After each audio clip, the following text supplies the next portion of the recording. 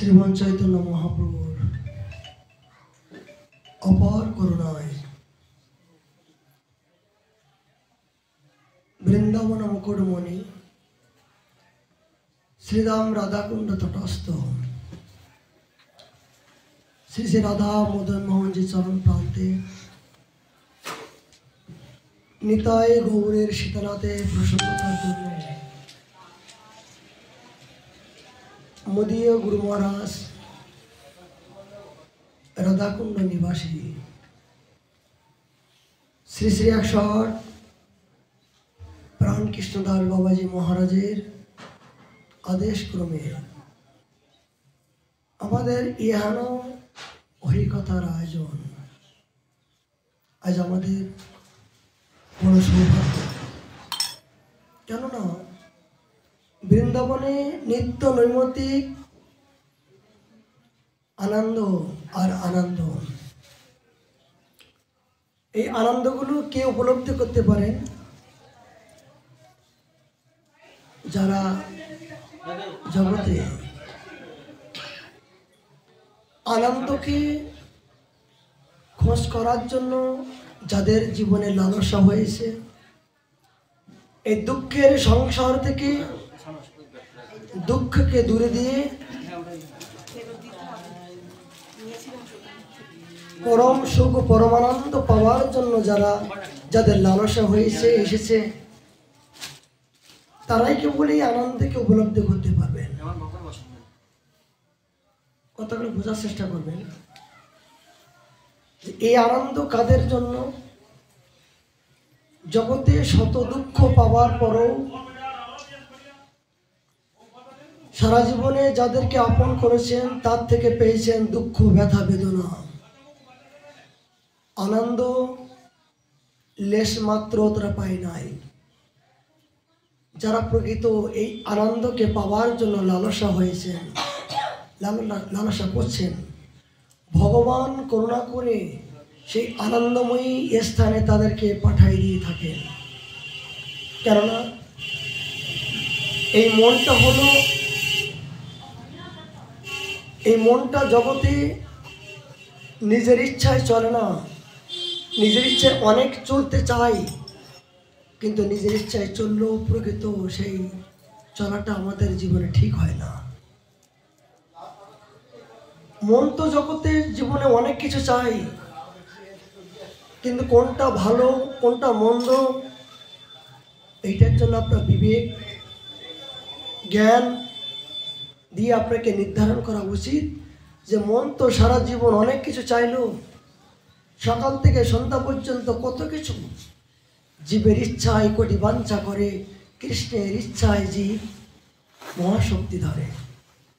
জীব অনাদিকাল ধরে কত কিছু আমরা কামনা বাসনা করতে আছি, কত কিছু চাইতে আছি, কিন্তু বলুন তো জগতে কি আমরা যা চেয়েছি যা চাচ্ছি সেগুলো কি আমরা পাচ্ছি না। তবে তখনই যখন চাইবার মতন চাইব, মন যখন প্রকৃত গন্তব্যস্থানে যে সজাতীয় এবং যেখানে গেলে মনটা স্থিরতা হয়, যার কৃপায় মনটা প্রসন্নত হয়, তার কথায় আপনার মনটা পরিবর্তন হবে। আর সেই দিক নির্দেশনায় আপনাকে মনটা চালানো কর্তব্য। এই জন্য প্রকৃত শান্তি কোথায়? জগৎময় কোথাও শান্তি নাই। ত্রাহি ত্রাহি জগৎ তো দুঃখালয়। মহাজন বলছেন সংসার দুঃখালয়, নির্লোক ত্রাণ নাই কারণে ঘনশ্যাম, প্রাপ্ত কল্যাণ গুণন্য বর্ষ বন্দে গুরু শ্রী চরণারবিন্দ। জগৎময় সবই কারাগার, সবই দুঃখালয়। এই জীব এখনো যদি তুমি প্রকৃত সুখ পেতে চাও, তাহলে ইহানো বৃন্দাবনে চলে আসো, মহতের সঙ্গ করো, সাধু সঙ্গে হরিকথায় যতক্ষণ পর্যন্ত এই মনটা তুমি হাবুডুবু না খাওয়াতে পারবে, ততক্ষণ পর্যন্ত প্রকৃত পরমানন্দ তুমি উপলব্ধি করতে পারবে না। জগৎময় যেগুলো আনন্দ করছো বটে, সেগুলো ক্ষণস্থায়ী। আমরা মদ খাচ্ছি, গাঁজা খাচ্ছি কি জন্য? আনন্দের জন্য। কিন্তু সেই গাঁজা মদ খাচ্ছি ক্ষণিকের জন্য আনন্দ পাচ্ছি। একজন মাতাল, তিনি মদ খাচ্ছেন, ক্ষণিকের জন্য তিনি মদ খাওয়ার পরে কোথায় পা দিচ্ছেন আর কাকে কি বলছেন, কাকে কি গালাগালি দিচ্ছেন, তিনি নিজেই বুঝতে পারছেন না। তিনি নিজেকে মনে করছেন আমি অনেক আনন্দ, কিন্তু নেশাগুলো যখন চলে যায় তখন কি সে আনন্দ উপলব্ধি করতে পারে? এই জন্য জগতে যা কিছু আমরা আনন্দ মনে করছি এগুলো আমাদের প্রকৃত আনন্দ নয়। প্রকৃত আনন্দ তখনই যখন হরি কথা গাও, হরি গুণ গাও, হরি রসে সর্বক্ষণ মর্ত হও। এই রস যখন আপনার ভিতরে একবার প্রবেশ করবে, এই হরি কথার রস যদি ঢোকে ঢোকে যদি একবার পান করার লালসা জেগে যায়, তখন জড়জগতের শব্দ স্পর্শ রূপ রস গন্ধের যে ক্ষণস্থায়ী রস, সেটা আপনার কাছে তুচ্ছ, ঘৃণা, অবজ্ঞা, মলমূত্র মনোমোহ হবে। এই মনটা তখনই আপনার বলতে পারবেন যে না মন, সারা জীবন তুই অখাদ্য কুখাদ্য কুসঙ্গ খেয়ে উপাতে নিয়ে গেছিস, কিন্তু আনন্দ তো পেলাম না। কিন্তু এই হরিকথার মধ্য দিয়ে দাদারে বললেন হরি কোথায়? বলে হরি কোথায়? হরি কোথায় গেলে পাওয়া যায়? হরিকে কোথায় গেলে পাওয়া যায়? বলে হরি কথার মধ্য দিয়ে হরি পাওয়া যায়। যেখানে হরি কথা হয় সেখানে হরি অবস্থান করেন। কিন্তু এগুলো আমরা তো জেনেও জানার চেষ্টা করছি না, বুঝেও বোঝার চেষ্টা করছি না। মমমায়া দুরত্বয় জগতে যা কিছু আমরা বুঝেছি, আমরা নিজেকে অনেক কিছু বুঝে ফেলেছি। আমার নিত্য নৈমিত্তিক যে গ্রন্থ, যে বৃন্দাবন মহিলামৃত প্রবন্ধ সরস্বতী পাদের মুখাদীর্ণ থেকে তিনি কি কৃপা করলেন, তার পূর্বেও একটা সুখবর আজকের দিনে। আজকে ইহানো একজন মহাতের তিরোভাব তিথি। অহ সৌভাগ্য যে ইহানো মহাতের এই তিরোভাব তিথি সম্বন্ধে তাদের জীবন চরিত্র যদি আমরা না জানতে পারি, তাহলে বৃন্দাবনে সেই রাগ অনুরাগা ভজন সম্বন্ধে আমরা কিছুই জানতে পারবো না। বৃন্দাবনে যে ভজন কি, অপ্রাকৃত ভজন কারা শেখালেন? জয়রূপী সনাতনের পরে পরবর্তীকালে আমাদের এই বৃন্দাবনে 4 জন সিদ্ধ বাবা এসেছে। এই 4 জন সিদ্ধ বাবার, তারা 4 জন খুঁটি স্বরূপ বাবা। এই 84 করোড় বৃন্দাবনের এই 4 জন সিদ্ধ বাবা 4টে খুঁটি স্বরূপ আমাদের গৌড়ী সম্প্রদায়কে তিনি ধরে রেখেছেন। এই 4 জন সিদ্ধ বাবার দিক নির্দেশনা, তাদের কৃপামৃত, তাদের অধরামৃত, তাদের গ্রন্থামৃত যদি আমরা ধারণ না করি, তাহলে আমরা অহেতুক বৃন্দাবনের রাগ অনুরাগ ভজন সম্বন্ধে আমরা পৌঁছাতে পারবো না। আজ আমাদের বড় সৌভাগ্য, বেশি দূরে নয়, আমাদের রাধাকুণ্ডে তটস্থ নতুন ঘেরায় এনার ভজন কুটির। এই রাধাকুণ্ড তটস্থ এই নতুন গোড়া আজকে তার তীরে ভাবতে গেছেন। তার জীবন সম্বন্ধে আমরা আলোকপাত করব। তার পূর্বে আমরা নিত্য নৈমিত্তিক যে বৃন্দাবন মহিমামৃত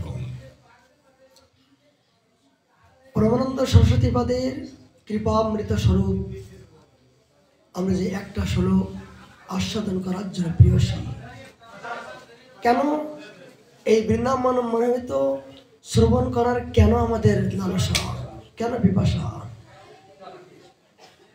এই জন্য বৃন্দাবনে বাস করতে গেলে সাধকের জীবনে কোন জাতীয় ভাবনা হওয়া উচিত এবং কোন ভাবনা হলে আমার এই জীবনে বন্ধন আমার মুক্ত হবে, আমি অহেতুক ভক্তি রাজ্যে অতি সহজে আমি যেতে পারবো, কোন জাতীয় ভাবনা হলে আমি যেতে পারবো, সেই দিক নির্দেশনা আমাদেরকে দিচ্ছেন সরস্বতী পাঠ।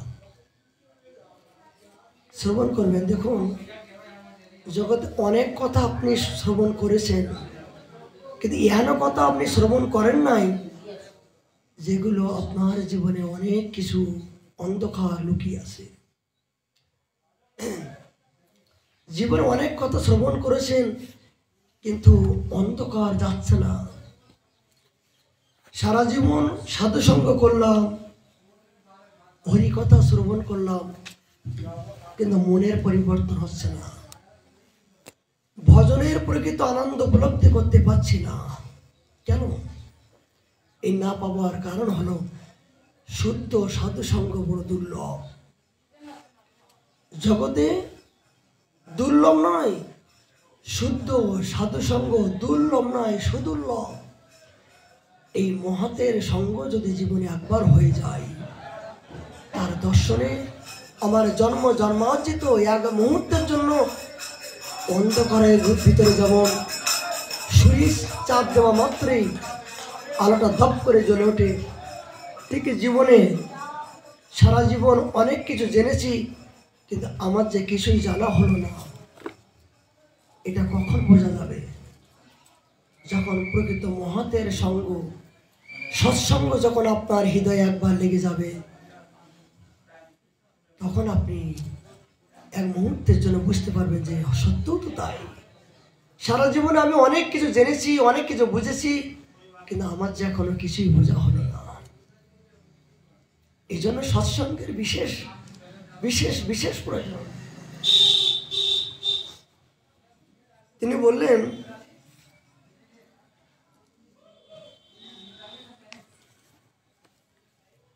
আরে মূর্খ,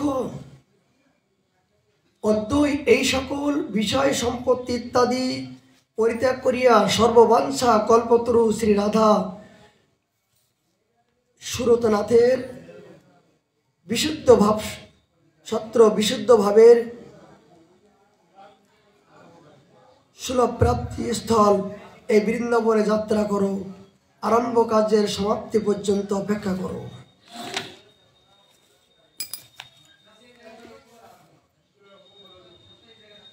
দ্বিতীয় শতকম বৃন্দাবন মহিমা থেকে তিনি তার 17 নম্বর শ্লোকে বলছেন, শুধু সহ দুঃখ রাশি সহ্য করিয়া, জাতি কুলাদি ত্যাগ করিয়া এবং চণ্ডালের থুৎকৃত আহার করিয়া আমি বৃন্দাবনে বাস করিব। কেমন করে বৃন্দাবন বাস করতে হবে? বলে শত দুঃখ সহ্য করো, ব্যথা বেদনা দুঃখ সহ্য করো, জাতি কুলাদি ত্যাগ করিও। এখানে জাতি কি জাতি? সংসারে সুখের মুখে তুলে দিয়ে ছাই, নগরে মাগিয়া খাইব গাইব তাই। এখানে কোনো জাতি কুলাদি বিচার নাই, করা যাবে না। জাতি তখনই ছিল যে যতদিন পর্যন্ত আপনি সদ্গুরু চরণাশ্রয় করেননি, যতদিন পর্যন্ত কৃষ্ণ নাম আপনার মুখে আসেনি, তখনই আপনার অজ্ঞান অন্ধকার ছিল, তখন আপনার জাতি বুদ্ধি ছিল। কিন্তু মহাপ্রভু সেই জাতি কুল অনর্থক লাগিয়া আজ হরিদাসকে এই যমন কুলে জন্মগ্রহণ করে তিনি জাতি কুলাদি সমস্ত সবকিছু দলন করলেন। কেন? যদি বলেন এই দীক্ষার পরে, শ্রী গুরুদেবের নিকট থেকে দীক্ষার পরে আপনার নাম কি হয়? অমুক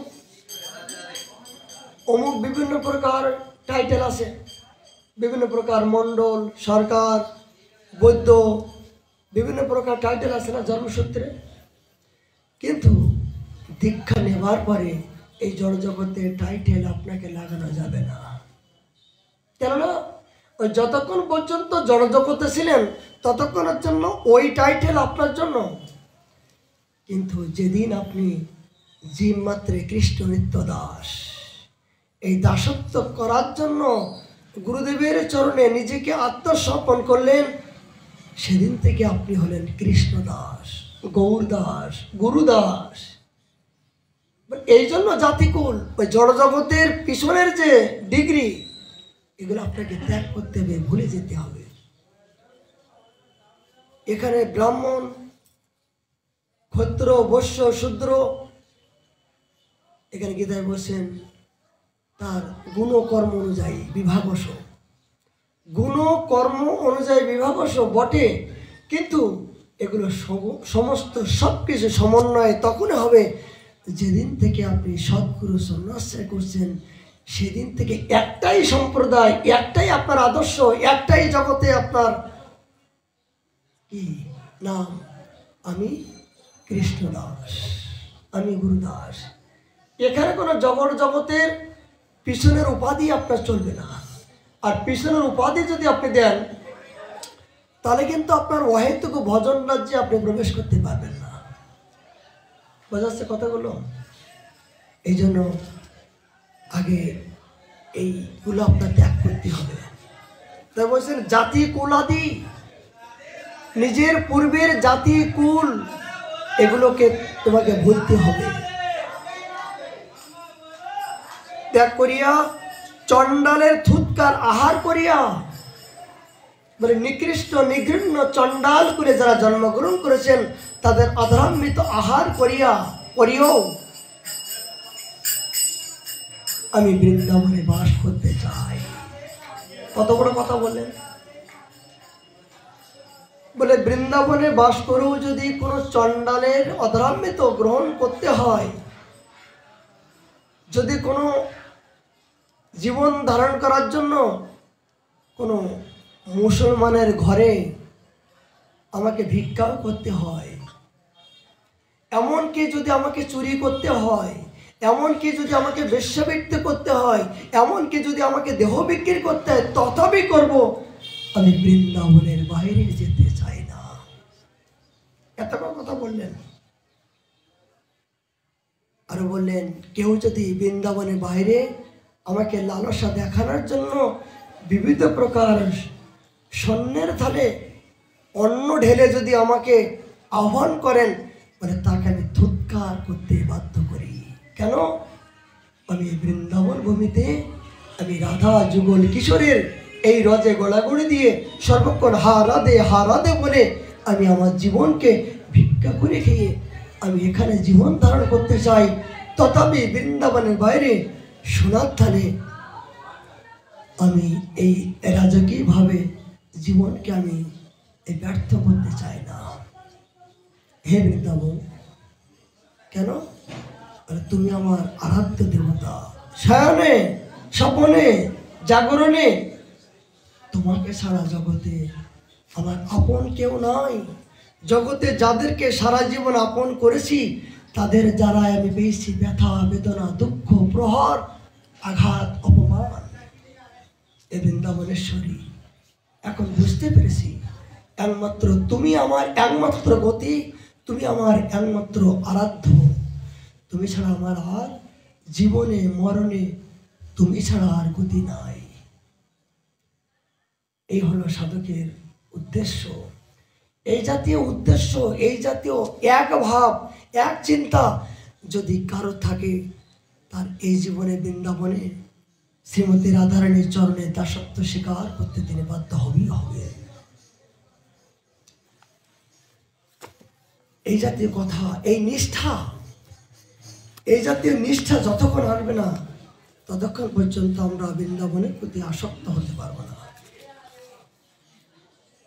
আজ বড় সৌভাগ্যের বিষয়, বালকে শ্রবণ করুন। জীবনে সময় কিন্তু চলে যাচ্ছে, যে সময়টা চলে যাচ্ছে, যে দিনটা চলে যাচ্ছে, এই দিনটা কিন্তু আর পাবো না। একটা দিন চলে যাওয়া মানে একটা জন্ম আমি নিজে হাতে করে গলা টিপে মেরে ফেলতে চলেছি। 84 লক্ষ জন্ম যেমন নিজের হাতে করে গলাকে টিপে মেরে ফেলতে চলেছি, ঠিক এখনো জেনে শুনে আমি যদি একটা দিন হরিকথা থেকে বঞ্চিত হই, একটা জন্ম কিন্তু আমি নিজে হাতে করে তরবারি দিয়ে আমি জীবনকে আমি হত্যা করতে চলেছি। কেন? কখন কোন দিন কোন কথায় আমার জীবনে পরিবর্তন হবে, কোন কথায় আমার জীবনে আমার এক মুহূর্তের জন্য অজ্ঞান অন্ধকার দূরীভূত হবে, সেটা কিন্তু আমি জানি না। কিন্তু আমাদেরকে কিন্তু চাতক পাখির মতো অপেক্ষা করতে হবে, কখন 4টে বাজবে, কখন হরিকথায় তৃপ্তি হয়ে আমি আস্বাদন করব। এই জাতীয় হরিকথার প্রতি যদি কারণ লালসা লোভ এসে যায়, তার এই জীবনে তার বন্ধন মুক্ত হয়ে গেল, পরম আনন্দের সন্ধান তিনি পেয়েই গেল। যেমন আজকে যে মহাতের জীবন আমরা শ্রবণ করতে চলেছি, ইনি হলেন জয়কৃষ্ণ দাস। জয়কৃষ্ণ দাস, জয় কর্তা বাবা মহাশয়, করহ করুণা এই নারে, গাইতে তোমার গুণে, আশা করে নিজ মনে, কৃপা দৃষ্টি ফোরাও অন্তরে। যিনি কৌমার বয়সেতে বিদ্যা অধ্যয়ন হইতে সত্য জ্ঞানে হৃদয়ে প্রকাশিলা, তবে দিও কতদিনে বৈরাগ্য জন্মিল মনে, অনুরাগে নবদ্বীপে আইলা। দেখুন, অনুরাগ না হলে কিন্তু এই নবদ্বীপ বৃন্দাবন আসে না। আঘাত না হলে, ব্যথা বেদনা না হলে কিন্তু এই বৃন্দাবন আসে না। ভালো মানুষকেও বৃন্দাবন আসে না। যারা এসেছে বৃন্দাবনে, যারা ভজন করছেন, প্রত্যেকের জন্ম বৃত্তান্ত ইতিহাস আপনি শ্রবণ করুন। প্রত্যেকের পিছনে কোনো না কোনো আঘাত ব্যথা বেদনা আছে। আবার অনেকে আছে পেটের জ্বালায় বৃন্দাবনে এসছে, অন্য জায়গায় খেতে পারে না, খাওয়া হয় না। বৃন্দাবনে নাকি ফ্রি খাওয়া পাওয়া যায়, বৃন্দাবনে নাকি রাধে বললে ফ্রি খাওয়া যায়, এ জাতীয় ব্যক্তি আছে। কিন্তু অনুরাগের ব্যক্তি কয়জন? যারা জানতে পেরেছেন আমার এই জীবনটা তো বৃথায় আমি নষ্ট করেছি, আমি আর নষ্ট করতে চাই না, আমাকে এই জীবনে বন্ধন মুক্ত হতে হবে। এই জাতীয় অনুরাগ নিয়ে যারা এসেছেন, তারাই একমাত্র বুদ্ধিমান, তারাই একমাত্র চতুর, তারাই একমাত্র সেই অপ্রাকৃত রাজ্যে প্রবেশ করার অধিকার আছে, তারাই পাবে। এই বাবা ছিলেন অনুরাগী ভক্ত। তিনি অনুরাগে নবদ্বীপে আসলেন। স্বরূপদাস বাবাজি মহারাজ তার গুরুদেব ছিলেন। স্বরূপদাস বাবার স্থানে কইলা আত্মসমর্পণ, তীরধারে করুণা করিলা, বাৎসল্যতে স্নেহ ভরে কৃষ্ণ মন্ত্র দিলা তারে, ভেগাশ্রিত তারে করাইলা। গুরুদেব করুণা করে প্রসন্ন হয়ে তাকে ভেগাশ্রিত করালেন। গরু এসছে, দেখুন গোমাতা, জানি না তিনিও কোন ভাবে আমার পরীক্ষা করেন, জানি না। এই দরজার সামনে মাধুকরী করতে আসেন না হরিকথা শ্রবণ করতে আসেন, তার যে কোন ভাব প্রভু তুমি জানো। কৃষ্ণদাস নাম দিল, ভক্তি তত্ত্ব জানাইলা, প্রেমানন্দে মগন হইলা। এই কৃষ্ণদাস গুরুদেব করুণা করে তাকে কৃষ্ণদাস উপাধি দান করলেন। শ্রদ্ধা সহকারে মনে শ্রী গুরুর চরণে কতদিন সেবন করিল। দেখুন, গুরু সেবা করলে তার জীবন কি হয়? গুরু কৃপায় অসাধ্য বস্তু সাধন হয়। কেমন? এখানে গুরুদেব বলছেন দীক্ষা গুরু আর শিক্ষা গুরু, কিন্তু অনেকে দীক্ষা গুরুর পরিচয়ে কিন্তু তারা পরিচিত হন, আবার অনেকে শিক্ষাগুরুর পরিচয়ে পরিচিত হয়। বাবা, অনেকে শিক্ষাগুরু পরিচয়ে পরিচিত হয়। যেমন বৃন্দাবনে কিন্তু আপনি অফিসে যান, কোথাও যান, আগে জিজ্ঞাসা করবে তোমার গুরুকে, তোমার গুরুকে। এই গুরুদেবের কথা কিন্তু আগে শুনবে, তবে কিন্তু আপনার খাতায় ডায়েরিতে আপনার গুরুদেবের নামটা লেখা থাকবে। যেমন এই দাসের আধার কার্ড, আইডি কার্ড, যত প্রকার সব এই গুরুদেবের নামটা আছে। এগুলো গুরু পরিচয় পরিচিত বৃন্দাবন ধামের একজন আশ্রয়দাতাকে বলে জন্মদাতা পিতামাতা আশ্রয় দিলেও জন্ম দিলেও তাদের পরিচয় পরিচিত হয় না, এখানে গুরুর পরিচয় পরিচিত হওয়া যায়। গুরুদেবের কৃপায় এই ভজন রাজ্যে প্রবেশ করা যায়, গুরু কৃপায় সেই আরাধ্য দেবতার পাশে যাওয়া যায়। তিনি কৃষ্ণদার নাম দিল, ভক্তি তত্ত্ব জানাইলাম। শ্রদ্ধা সহ মনে শ্রী গুরু চরণে কতদিন সেবন করিল। তুষ্ট হইয়া গুরুবারে আদেশ করিল তারে, শীঘ্র যাও তুমি বৃন্দাবন ধামে। দেখেন, যারা সদ্গুরুদেব না, যারা সদ্গুরুদেব, তারা অবশ্যই বলবে যে বাবা, তোমার যে ভজন করার লালসা, তুমি যদি প্রকৃত ভজন করতে চাও তাহলে বৃন্দাবনে তোমাকে যাওয়া লাগবে। যারা প্রকৃত সদ্গুরুদেব তারা অবশ্যই এই শিষ্যের ভাবনা দেখে তারা অবশ্যই নির্দেশ করবে তুমি বৃন্দাবনে যাও। কেন? বলে আমি নবদ্বীপে আছি, কলকাতা আছি, আমি গুরুদেব বটে, কিন্তু তোমাকে প্রকৃত আরাধ্য তত্ত্ব জানতে গেলে, অহেতুক ভক্তির সন্ধান জানতে গেলে বৃন্দাবন হলো কল্প বৃক্ষ। এখানে না গেলে সেই সাধন শব্দ বস্তু তুমি উপলব্ধি করতে পারবে না। যারা প্রকৃত সদ্গুরুদেব তারা অবশ্যই নির্দিক বলবেন তুমি বৃন্দাবনে যাও। এই কথা বাবাকে তাই বললেন, শীঘ্র যাও তুমি বৃন্দাবনে। গোবর্ধনে সিদ্ধ বাবার চরণে কায়মনে লইয়া শরণ, শ্রীগুরু আদেশ মতে আইলা বৃন্দাবনে, গোবিন্দ দর্শন কইল তাই। নবদ্বীপের গুরুদেবের করুণায় বৃন্দাবন আসলো। এই বৃন্দাবনে সে কি করতে হয় জানেন? শ্রী গোবিন্দ গোপীনাথ গোবিন্দদেবকে দর্শন করতে হয়। কেন? এই গোবিন্দদেবকে দর্শন করলে আপনাকে আর ফিরে যাওয়া যাবে না। রূপগোস্বামী বললেন যে কেউ যদি ঘরে ফিরে যাওয়ার ইচ্ছা করে, কেউ যদি আবার মায়ার জগতে ফিরে যেতে ইচ্ছা করে, খবরদার বৃন্দাবনে এসে কিন্তু গোবিন্দদেবকে দর্শন করো না। কেন? এই বৃন্দাবনে গোবিন্দদেবকে দর্শন করলে তোমার সংসারে আগুন লেগে যাবে। এই গোবিন্দকে দর্শন করলে, কেন? ভগবানের মুখমণ্ডল স্বয়ং গোবিন্দ দেবীর এই মুখমণ্ডল দর্শন করলে, ওই মুখের ওই যে চাউনি, ওই যে ভাবনা দর্শন করলে তোমার আর সংসারে ফিরে যেতে ইচ্ছা হবে না। পূর্বের সংসারে তোমাকে সমস্ত তছনছ হয়ে যাবে। বলছে জীব, যদি তুমি বৃন্দাবনে বাস করতে, তুমি যদি ভজন করার লালসা জাগে, বৃন্দাবনে এসে তুমি গোবিন্দদেবকে দর্শন করো না। এই সিদ্ধ বাবা গোবিন্দদেবকে দর্শন করলেন।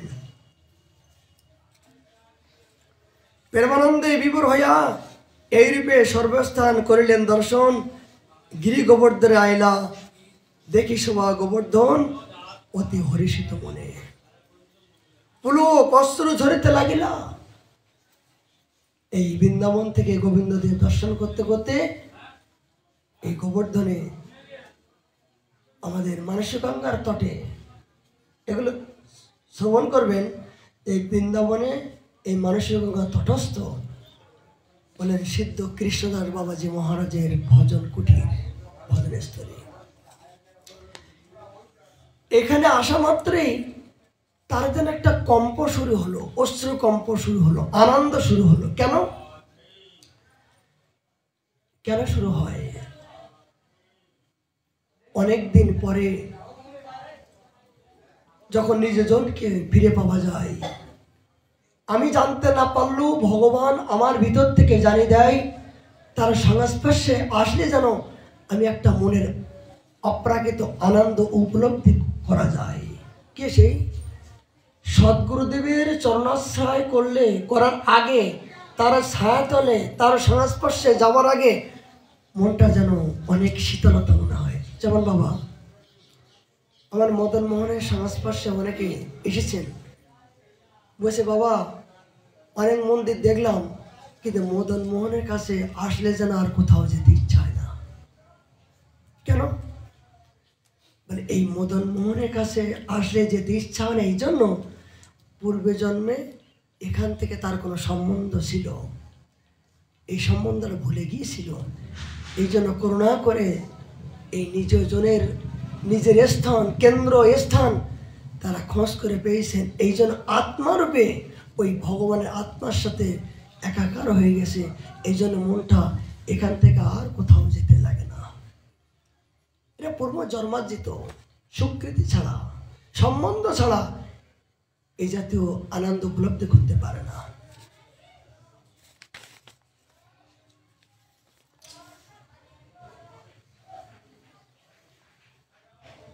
এই কর্তা বাবার জীবনে থেকে আমরা দেখতে পাই তিনি এই গৌর সম্প্রদায়ের জন্য, গৌড়ীয় সম্প্রদায়ের জন্য কত প্রকার তিনি সংগ্রাম করেছেন। কি সংগ্রাম!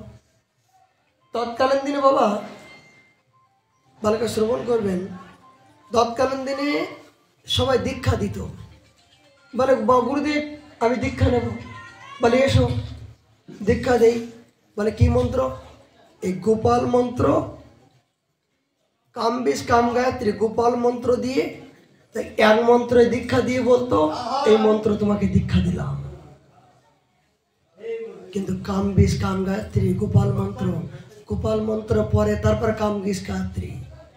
কিন্তু অনেকে গোপাল মন্ত্র দিল, কাম বিষ কাম গায়ত্রী দিল না। আবার অনেকে কাম বিষ কাম গায়ত্রী দিল, গোপাল মন্ত্র দিল না। আরে বীজ থেকে বৃক্ষ হয়, আর বৃক্ষ থেকে বীজ হয় তো। কিন্তু এগুলো বিচার আমরা করি না, জানি না। গুরুদেব আমাকে যা দিয়েছে, আজকে সকালবেলা একজন 2-3 জন আসলো, এসে বলছে বাবা আপনি আমাকে প্রসাদী মালা দেন। আমি বললাম মালা তো দেবো বাবা, তোমার গুরুদেব কোথায়? এটা হরে কৃষ্ণ বলো তো। বলছে না গুরুদেব আমাকে হরে কৃষ্ণ বলতে মানা করছে। বলছে গুরুদেব আমাকে জোর করে হরে কৃষ্ণ বলতে মানা করছে, মনে মনে বলো।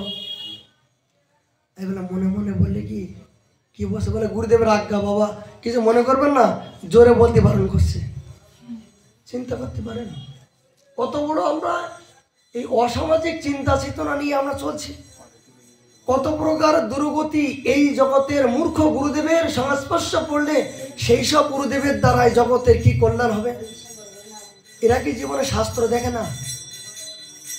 বুঝছো, হরিনাম মহামন্ত্র, স্থান কাল পাত্র বিধি নিয়ম ব্যক্তি কিছু নাই। আর সেই হরিনামকে যদি বলে না উচ্চস্বরে জোর করে হরিনাম করতে বন্ধ করছে, তাহলে সেই গুরুদেবকে কি বলবো বলুন? অনেক অনেক সময় এত যন্ত্রণা হয় না বাবা, এসব শুনলে মনে হয় না আর ইচ্ছা হয় না। পর আমি বললাম দেখো যা শিখছ যা শুনেছ বৃন্দাবনে এসছো, নতুন করে শোনার চেষ্টা করো। তা তোমার গুরুদেবের মন্ত্র যদি বলতে তোমার ভয় হয়, তা তুমি মন্ত্র আমাকে দাও, আমি শুনি। তুমি হরিনামটা আমার কানে দাও, আমি তোমার শুনি। আমার মুখের কথা তোমার যদি শুনতে ইচ্ছা না হয়, তাহলে তুমি মন্ত্র আমাকে দাও, আমি তোমার কাছ থেকে নেই। আমি আমার গুরু তুমি। তোমার গুরুদেব যদি বলে যে হরিনাম বলতে ইচ্ছা হচ্ছে না, তা তুমি আমাকে দাও, আমি তোমাকে গুরু বরণ করি, হরিনামের গুরু হতে হবো। তা আমি বলছি অপরাধ হবে না তো? হরিনাম বললে যদি অপরাধ হয়, শত অপরাধ আমি নিলাম, তুমি একবার হরিনাম বলো। কেন? নিতাই চাঁদ বললেন গৃহে থাকো বনে থাকো হা গৌরাঙ্গ বলে ডাকো। এখানে কোনো বিচার নাই বাবা, এখানে কোনো বিচার নাই। এই ভুলটা করো না। যা শুনেছো যা বুঝেছো নতুন করে বলছে রাধাকুণ্ডে আমার বাড়ি আছে, এখানে বাস করছি। কিন্তু রাধাকুণ্ডে বাস করছে, এখনো পর্যন্ত গুরুদেবের মুখের আজ্ঞা যে হরিনাম যেন জোরে করো না, মনে মনে করো। দেখেন কত বড় কুসংস্কার আমাদের জগতে ছিল, কিন্তু কালক্রমে এখন মানুষ জানতে শিখেছে।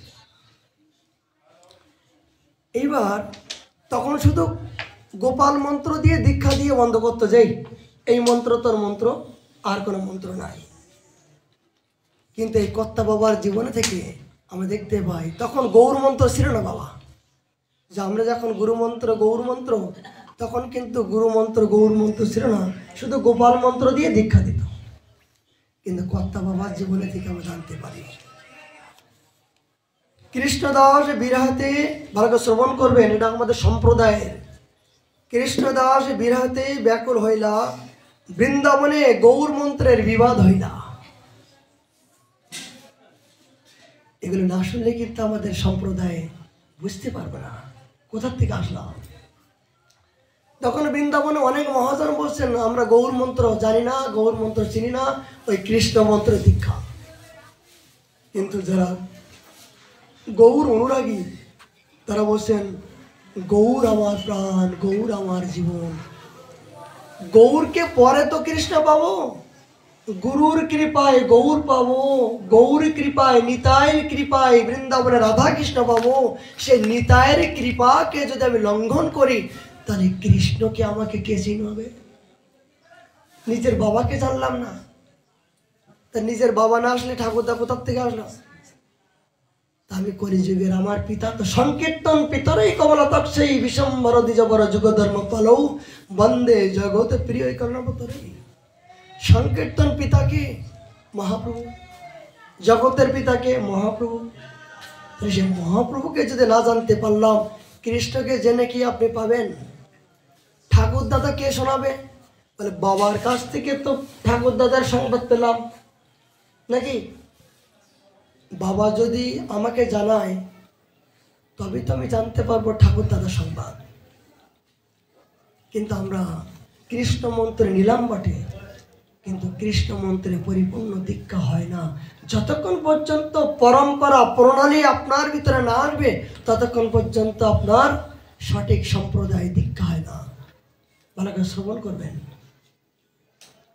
গোপাল মন্ত্র কৃষ্ণ মন্ত্র হলো, কিন্তু গোপাল মন্ত্র কৃষ্ণ মন্ত্র হলো আপনার পরিপূর্ণ দীক্ষা হবে না যতক্ষণ পর্যন্ত প্রণালী পরম্পরা যতক্ষণ পর্যন্ত আপনি না পাবেন ততক্ষণ পর্যন্ত আপনি ভজন জগতে আপনি প্রবেশ করতে পারবেন না। যেহেতু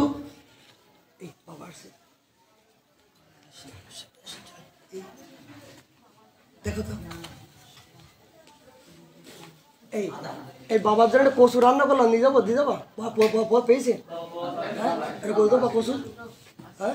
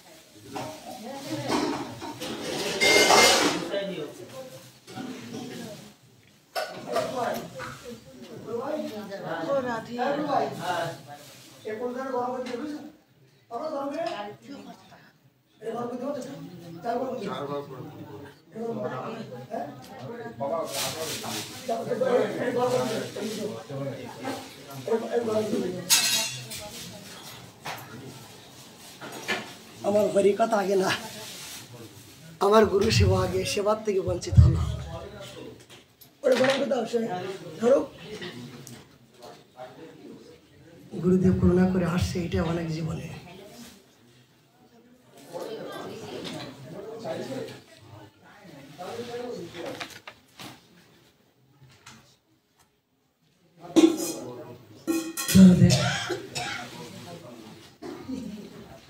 এটা হালকা গরম করে দাও। এই জন্য যে কথা বলছিলাম বাবা না না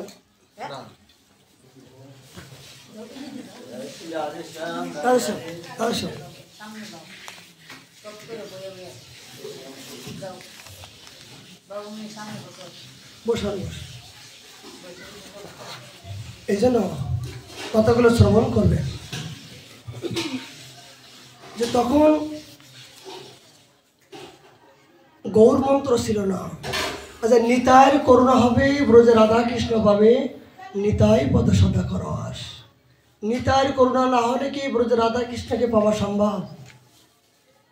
কিন্তু তৎকালীন দিনে এগুলো বিচার বিচক্ষণ আমাদের ছিল না। এই কর্তব্য বললেন কি, কৃষ্ণদার বিরহতে ব্যাকুল হইলা, বৃন্দাবনে গৌর মন্ত্রের বিবাদ হইলা। তখন গৌর মন্ত্র নিয়ে বিভিন্ন বিবাদ শুরু হলো। সে কথা শুনিয়া তিনি বৃন্দাবনে গেলা, বাংনাপাড়ার মুরলীধর মন্দিরে রহিলা। যমুনা জলেতে এক পুরাণ প্রমাণ পাইলা, তাহাতে গৌর মন্ত্র লিখিতে আসিলা। এই গ্রন্থের মধ্য দিয়ে গৌর মন্ত্র যে সর্বোপরি, সেইটাই সমস্ত প্রমাণ সেই গ্রন্থের মধ্য দিয়ে পেলেন সমস্ত বৃন্দাবনবাসী।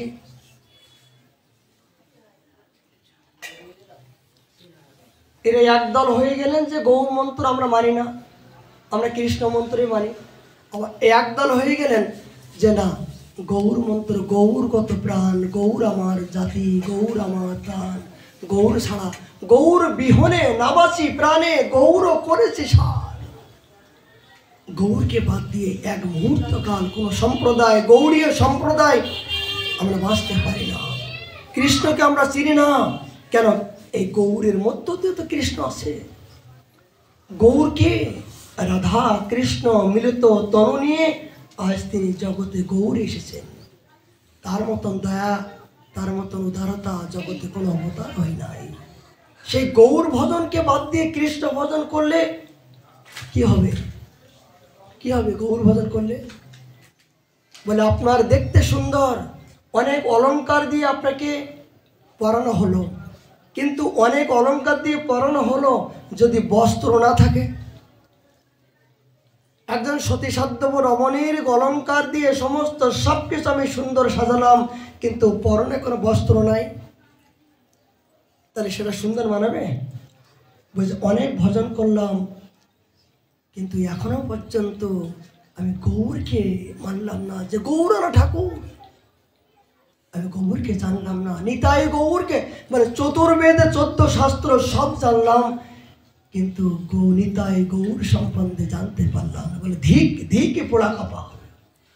লোচন বলছেন তার বিদ্যা, তার জাতি, তার কুল, তার পাণ্ডিত্য সবই ধিক, এগুলো ব্যর্থ।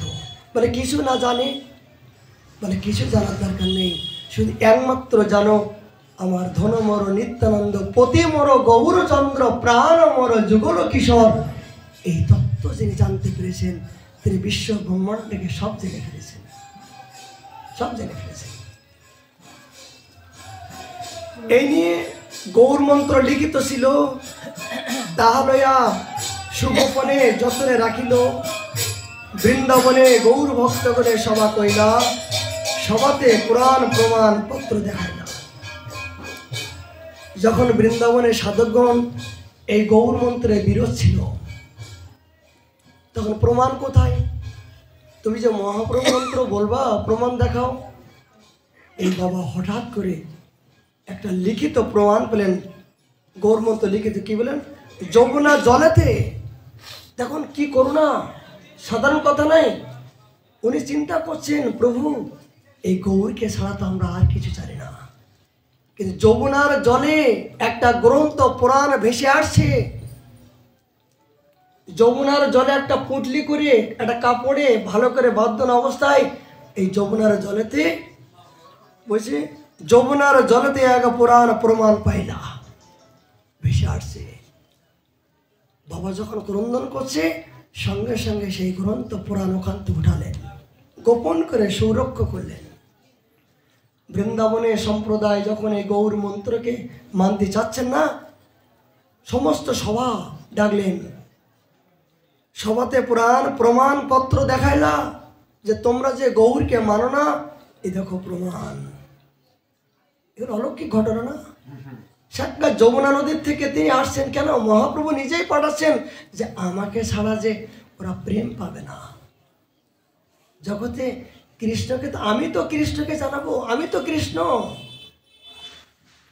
গৌর ভক্ত পণ্ডিত দ্বারে ব্যাখ্যান করিলা, সভাতে গৌর মন্ত্র স্থাপন করিলা। সেই পুরাণের কথা শ্রবণ করা মাত্রেই সবাই এই মাথা পেতে নিয়ে নিতে বাধ্য হলো, যে না, গৌর আমার প্রাণ, গৌর আমার জীবন। আদ্যতে বৈষ্ণব গুণ জয়ধ্বনি উলুধ্বনি কোন কৃষ্ণদাস, তার জীবন ধন্য হলো। এই সেখান থেকে আমাদের গৌর মন্ত্রের কথা আসে। এই জন্য কোথার থেকে আসলো দেখেছেন? গৌর মন্ত্র অলৌকিক ঘটনা, দৈবক্রমে আসলো। তাহলে অনেকে দেখা যায় গোপাল মন্ত্র দীক্ষা দিয়েছে বটে, কিন্তু গুরু মন্ত্র ছাড়া গৌর মন্ত্র হয় না। গুরুর কৃপা হবে গৌর মিলে যাবে, গৌর কৃপা হবে কৃষ্ণ রাধা কৃষ্ণ মিলবে, এই তো পরম্পরা বাবা। আমি হঠাৎ করে গোপাল মন্ত্র পেলাম, কিন্তু গুরুদেব মন্ত্র পেলাম না। গুরুদেবের মাধ্যম দিয়ে তো গৌর মিলবে, আর গৌরের মাধ্যম কৃষ্ণ, এই তো পরম্পরা। কিন্তু আমি প্রথম ক্লাসে উঠলাম না, একবার যদি কলেজে উঠে বললাম যে আমি কলেজের ছাত্র হয়েছি, তাহলে ওখান থেকে পড়ে যাওয়ার সম্ভাবনা আছে না? এগুলো সূক্ষ্ম বিচার যদি না ওই গুরুদেব আমাকে মন্ত্র, যেমন আজকে একদম মূর্খ আসলো যে হরিনাম জোর করে বলতে নাই, এই জাতীয় মূর্খ যেমন ধরনের শিষ্য হবে, এই শিষ্যের মাধ্যম দিয়ে জগতের কল্যাণ হবে কিনা সন্দেহ আছে। এই জন্য শুধু কর্তা বাবা এই সম্প্রদায় রক্ষা করেছে তা নয়, তার জীবনে অলৌকিক ঘটনা আমাদের সম্প্রদায়ের। তিনি এই গোবর্ধনে সিদ্ধ বাবার নিকট থেকে তিনি ভজন শিক্ষা শুরু করলেন। এই বাবার ভাবনা দেখে এই সিদ্ধ কৃষ্ণদাস বাবা প্রসন্ন হলেন। প্রসন্ন হতে হতে এই যে আমাদের সিদ্ধ বাবা যে গুটিকা লিখেছেন, এই গুটিকা কে লিখলো? উনি তো চিন্তা করেছেন, আর এই যে কর্তা বাবা ওনার পাশে ছিল, এই কর্তা বাবা পাশে থেকে ওনার ভাবনা চিন্তাগুলো এই লিখেছেন। এই জন্য দ্বিতীয় সিদ্ধ বাবা বলা হয়। আমাদের কর্তা বাবাকে বলা হয় দ্বিতীয় সিদ্ধ বাবা। কেন? ওই সিদ্ধ বাবার কথাগুলো তিনি লিখে। যেমন মহাপ্রভু যখন লীলা করেছেন, তখন মহাপ্রভু নিজে লিখেছেন নাকি? লিখেন নাই। কে লিখেছেন? রঘুনাথ দাস গোস্বামীপাদ, একাধিক্রমে রায় রামানন্দ, শরৎ দামোদর, সিকে মাইতি, এই মহাপ্রভুর পাশে যারা ছিলেন তারাই এগুলো লিখেছেন। কর্সা লিখছিলেন।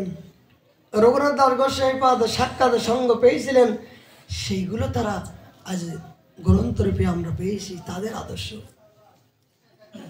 কেন? যার বিবাহ হয় সে কিন্তু বুঝতে পারে না, বলে তোর বিয়ে কেমন আনন্দ হলো, তা আমার বিয়ে আমার আনন্দ আমি তো বুঝতে পারি না। বা কে বুঝতে পারে? বলে যারা বরযাত্রী যায় তারা বুঝতে পারে যে বিবাহের কেমন আনন্দ হয়। তাই নাকি? যার বিয়ে হয় সে মনে করে আমি তো সেই যে বসে থাকলাম, বলে আমি জানি রাজা, একদিনের জন্য রাজা হলাম, খাই ভিক্ষা করি, কিন্তু একদিনের জন্য রাজা হলাম, বিবাহ আসবে। কিন্তু রাজা হয়েও উপলব্ধি হয় না আনন্দটা। পাশে যারা থাকে তারা বুঝতে পারে। ঠিক ভগবানও যখন লীলা করেন, ভগবান বুঝতে পারেন না যে আমি কি করছি। কে বুঝতে পারে? ভগবানের ভক্ত। ভগবানকে কে ভালোবাসে? বলে ভক্তরা।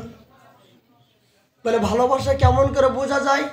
বলে ভক্তের মাধ্যম দিয়ে বোঝা যায়। তাই তো ভগবানকে বুঝতে পারে যে আমার ভালোবাসা কেমন। পিতার ভালোবাসে কে? পুত্র। স্বামীর কে ভালোবাসে? স্ত্রী। স্বামীর কাছে বলি যে তুমি আমার ভালোবাসা জানো? আমার ভালোবাসা আমি কি জানো? তুমি তো জানো কেমন করে ভালোবাসতে হয় নাকি? ফলের কাছে যেই বলি তুমি কেমন মিষ্টি বলো তো, বলতে পারবে যে আমি কেমন মিষ্টি? বলে আমাকে আগে খেয়ে তো দেখো, তবে তো বুঝতে পারবা নাকি? ফলটাকে আস্বাদন করো, তবে তো বুঝতে পারবা যে আমি কেমন টক কি তিতু। তা ভজনটা ওই রকমই। বলে ভজন কেমন আনন্দ? বলে করে তো দেখো, তবে তো বুঝতে পারবা, শুনে তো হবে না। এই জন্য ভজনটাকে করো, আস্বাদন করো, তবে বুঝতে পারবা যে আনন্দটা কোথায়।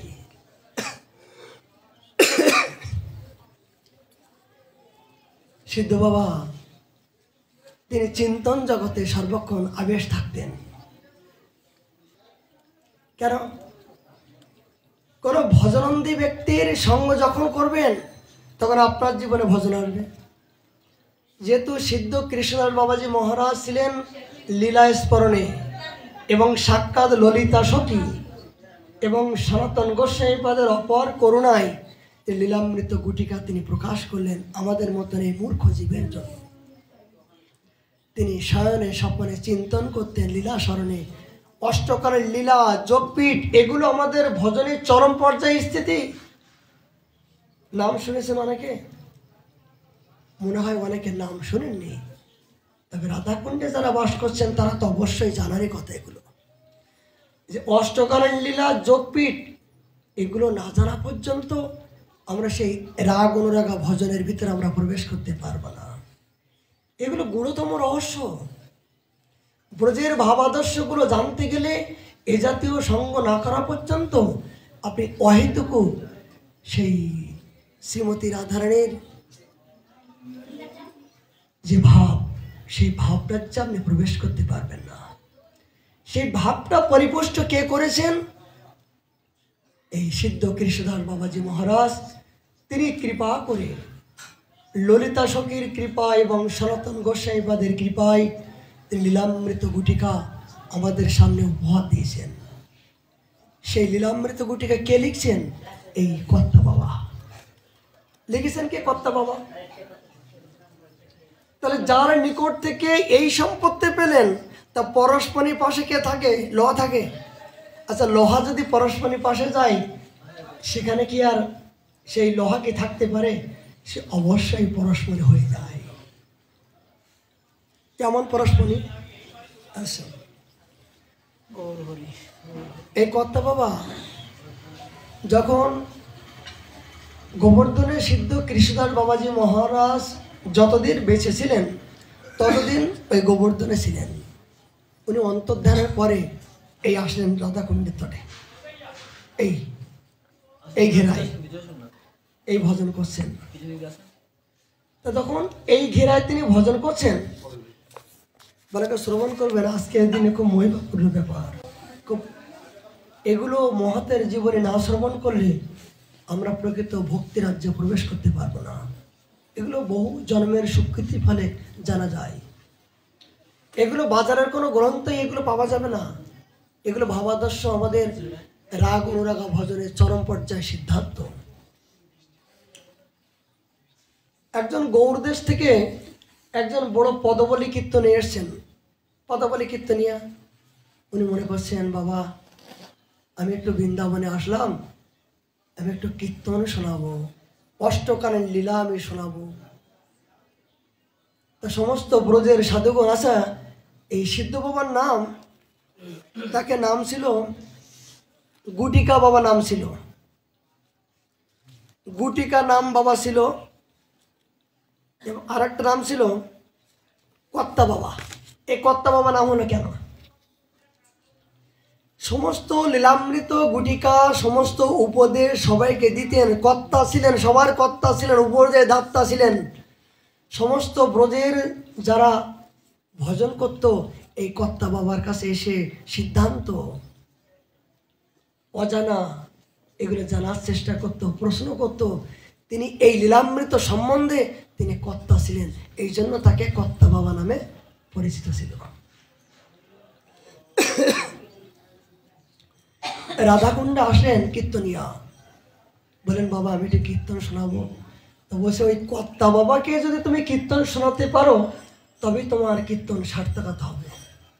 একজন সাধুকে যদি তুমি সন্তুষ্ট করতে পারো তবে তোমার সমস্ত মনোবাসনা পূর্ণ হবে। ব্রজের সাধুগণ জানে, যেমন রাধাকুণ্ডে অনেক সাধু আছেন যারা প্রকৃত সাধক। জিজ্ঞাসা করেন, বাবা আমি কোন সাধুর পাশে যে দীক্ষা গ্রহণ করবো, কৃপা করুন। কোন মহাতের পাশে? তৎকালীন দিনে এই জাতীয় ছিল, যদি কোনো ব্যক্তি দীক্ষা নেওয়ার জন্য কারোর পাশে আসতো, তারা নিজেকে গন্তব্যস্থানে বলে দিতে, যাও অমুক জায়গায় একজন সিদ্ধ মহাত্মা আছে, আমার বন্ধু আছে, স্বসম্প্রদায় যুক্ত, তিনি ভজনন্দী, তার কাছে তুমি গেলে তুমি উদ্ধার হবা।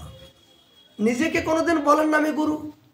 আর এখন কি বলি, বাবা কোথায় দীক্ষা নেবো, আমি তো তোমার গুরু, এসো এসো আমি দীক্ষা দিই। এখন তো এই অবস্থা না, এই তুমি দীক্ষা নেবার জায়গা পাচ্ছ না, আমি তো তোমার গুরু, এসো না আমি তোমার দীক্ষা দেবো। কিন্তু না, তৎকালীন দিনে পৌরাণিক প্রথা এইটাই ছিল যে বাবা এই মনুষ্য জীবন যে সার্থক করতে চাও, অমুক জায়গায় একজন ভজনন্দী আছেন, আমার মিত্র, আমার কথা বলবে অবশ্যই। এই জাতীয় অমানিনী মানদেন নিজের সম্মান নিজেকে পাওয়ার জন্য তৎকালীন দিনে সাধন হয়। এগুলো ভাবাদর্শ কোথার থেকে শিখবো? এনাদের জীবন থেকে। তা ব্রজে যখন এসেছেন, সে কীর্তনীয়কে বললেন, কর্তা বাবার কাছে যে আপনি কীর্তন শোনাতে পারেন, আপনার কীর্তনটা সার্থকতা হবে। কর্তা বাবা তখন রাধাকুণ্ডে স্নান করে এই তিলক, মানে রাধাকুণ্ডের তিলক পড়ছেন। এই কীর্তনে যে বলছেন, বাবা আমি অনেক দূরগত থেকে এসেছি, গৌর মণ্ডল থেকে এসেছি, আপনাকে কীর্তন শ্রবণ করাবো। বলছে, বাবা আমার সময় কোথায়? তুমি অনুরাগ নিয়ে এসেছো বটে, কিন্তু কীর্তন শোনার তো আমার সময় নাই। বলছে, বাবা অনেক অনুরাগ নিয়ে এসেছিলাম, আপনি যদি কৃপা না করেন তাহলে আমার এই অনুরাগটা ব্যর্থ হবে। কর্তা বাবা তার ভাবনা দেখে বললেন, বাবা শোনো, আমার তো সময় তো নাই, তো এই তিলকটা পড়ছি যতটুকু সময়, ওইটুকু তোমাকে সময় দিতে পারি। ওই তিলকটাকে পড়তে যতটুকু সময় লাগে ওইটুকু সময় আমি তোমাকে দিতে পারি। কিন্তু নিয়ে মনে করলেন, তিলক পড়তে কতক্ষণ লাগে? 5 মিনিট 10 মিনিট লাগে। 5-10 মিনিট তো আমি গৌর চন্দ্রিকা করতে লাগবে, গৌর বন্দনা করতে লাগবে, আমি কি কীর্তন শোনাবো? তখন উনি মনে করলেন, বাবা যখন আদেশ করছেন, এইটা আমার জীবনে পরম পাওয়া। জীবনে মনে করবেন, মহাত যখন আপনার মুখ দিয়ে একটা বাক্য বাণী দেবে করবেন, সেই বাক্য বাণীর মধ্য দিয়ে একটা মহাশক্তি কৃপা আপনি অনুভব করতে পারবেন। নিজের ইচ্ছা করে যদি মনে করবে যে না এইটা না হয়েছে ওইটা দিত, এই কথা না বলে যদি এই কথা বলতো, তাহলে কিন্তু আপনার সেই কথায় শ্রদ্ধা হয় নাই। বুঝতে পারছেন? যদি কোনো মহাত্মা একটা আদেশ করলো, সেই আদেশটা আপনি না মেনে যদি বলে, বাবা এই কথা না বলে যদি এই কথা যদি বলতেন না, তাহলে ভালো হতো। বাবা আপনি আমাকে নাম দিতে দিলেন, এই নামটা না নিয়ে যদি এই নামটা দিতেন, তাহলে সেই কথার কি মূল্য থাকলো? সেই শক্তিকে আপনি নিতে পারলেন? গুরুদেব করুণা করে, সাধু করুণা করে মুখ দিয়ে যে কথা বলবে, সেই কথার মধ্য দিয়ে একটা ব্রহ্ম বাক্য থাকবে, ব্রহ্ম শব্দ থাকবে। কেননা তিনি যখন কথা বলেন, সেই কথার মধ্য দিয়ে একটা শক্তি সম্পূর্ণ তার ভজনের অনুভূতি থাকে। সেই কথা যদি আপনি সত্য করে, গুরু বাক্য সত্য করে মানো, এই সত্য কথা যদি একবার বিশ্বাস হয়ে যায়, তাহলে তো ভগবানকে পেয়ে গেলেন। সত্য কেন বাবা? মহাতের কথা যদি আপনি সত্য মনে হয়, তাহলে মনে করলেন ভগবান পেয়ে গেলেন। কিন্তু এখানে যদি আপনি বিচার করেন, মনে হবে যে আপনি তাকে এখন বিশ্বাস করতে পারেননি, শ্রদ্ধা তার এখন হলো না আপনার প্রতি। কীর্তনে মনে করলেন উপায় নাই, বাবা যতটুকু সময় দিয়েছে এটা আমার জন্য অনেক বাবা। এবার তিনি গৌর চন্দ্রিকা শুরু করলেন। এই গৌর চন্দ্রিকা শুরু করতে করতে তিনি করলেন, এই গৌর চন্দ্রিকা শুরু করতে করতে এদিকে গৌর চন্দ্রিকা করছেন, আর বাবা হাতে তিলক ঘোষ দিয়ে আছেন। সকাল থেকে সন্ধ্যা পর্যন্ত বাবা যখন গৌর চন্দ্রিকা শুরু করলেন, গৌরীর ভাব আদর্শ হয়ে তিনি বিভোর হয়ে হাত দিয়ে তিলক করতেই আসেন, আর চোখ বন্ধ করে সেই গৌরীর চরণের রুনুঝুনো ভাবে ভাবিত হয়ে তিনি ওই ভাব আদর্শে তিনি বিভোরে আসেন। চিন্তা করতে পারেন? কীর্তনিয়া সকাল থেকে সন্ধ্যা পর্যন্ত তার সমস্ত লীলা শেষ হয়ে গেল, কিন্তু বাবার তিলক পরার শেষ হচ্ছে না। বাবা হাতে তিলক ঘষতেই আসে, সকাল থেকে সন্ধ্যা পর্যন্ত হাত দিয়ে তিলক ঘষতেই আসে, আর চোখ বন্ধ করে তিনি গৌর চরণে ওইভাবে ভাবিত হয়ে তিনি ওই লীলা রাজ্যে প্রবেশ করছেন। দেহটা আসে উপলক্ষ, কিন্তু মনটা আছেন গুরু গৌর চরণে। বলুন তো কোন জাতীয় সাধক হলে এই জাতীয় ভাবনা আদর্শ হয়ে থাকে? কীর্তনিয়া মনে করলেন, ঠিক আমার এই কীর্তনীয় জগৎ, আমি বাবাকে সামান্য সময়ের জন্য বাবার প্রতি আমার বিশ্বাস হয় নাই, কিন্তু বাবা কেন ব্রজে সমস্ত সবাই বলল যে একজনকে যদি কীর্তন শোনাতে পারো সার্থকতা হবে, এখন বুঝতে পারলাম যে বাবা তো এই জগতের কেউ নয়। সকাল থেকে সন্ধ্যা পর্যন্ত কীর্তন করে 6 ঘন্টা ব্যাপী। একজন কীর্তনে কয় ঘন্টা কীর্তন করে? 3 ঘন্টা 4 ঘন্টা। আর 6 ঘন্টা ব্যাপী কীর্তন করতে করতে তার সমস্ত সব কিছু হরিবল হয়ে গেল, কিন্তু বাবার তিলক পরা শেষ হচ্ছে না। কীর্তনিয়া পরাজয় স্বীকার করলেন, বাবার চরণে প্রার্থনা করলেন, বাবা আমি বুঝতে পারিনি, ব্রজের এই চোখ দিয়ে, পাপিষ্ঠ চোখ দিয়ে আপনাকে চিনতে পারিনি, আমি আপনাকে ভেদ বুদ্ধি করেছিলাম, বাবা কৃপা করে করুণা করুন, আপনার মতন এই জাতীয় ভাবনা কবে হবে, কবে আমাদের এই জীবনগুলো যাবে। তখন বাবার কিছুক্ষণ পরে তার বাহ্যিক জগতের ভাব ফিরে আসলো।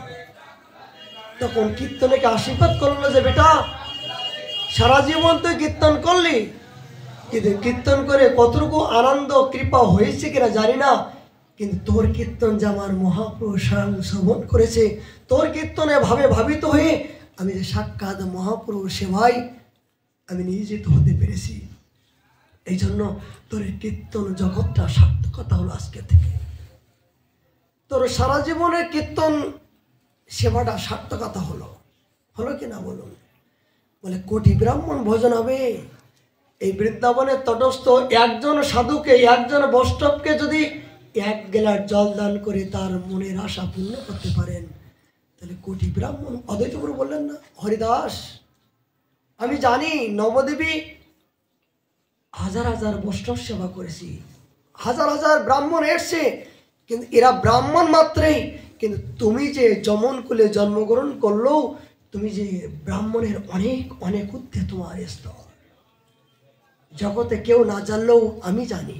হরিদাস চিন্তা করো না, তোমাকে 1 গ্লাস জল দান করলে কোটি ব্রাহ্মণ ভোজন হবে, জগতে কেউ না জানলেও আমি জানি, তুমি এতে কোনো দ্বিধাবোধ করো না।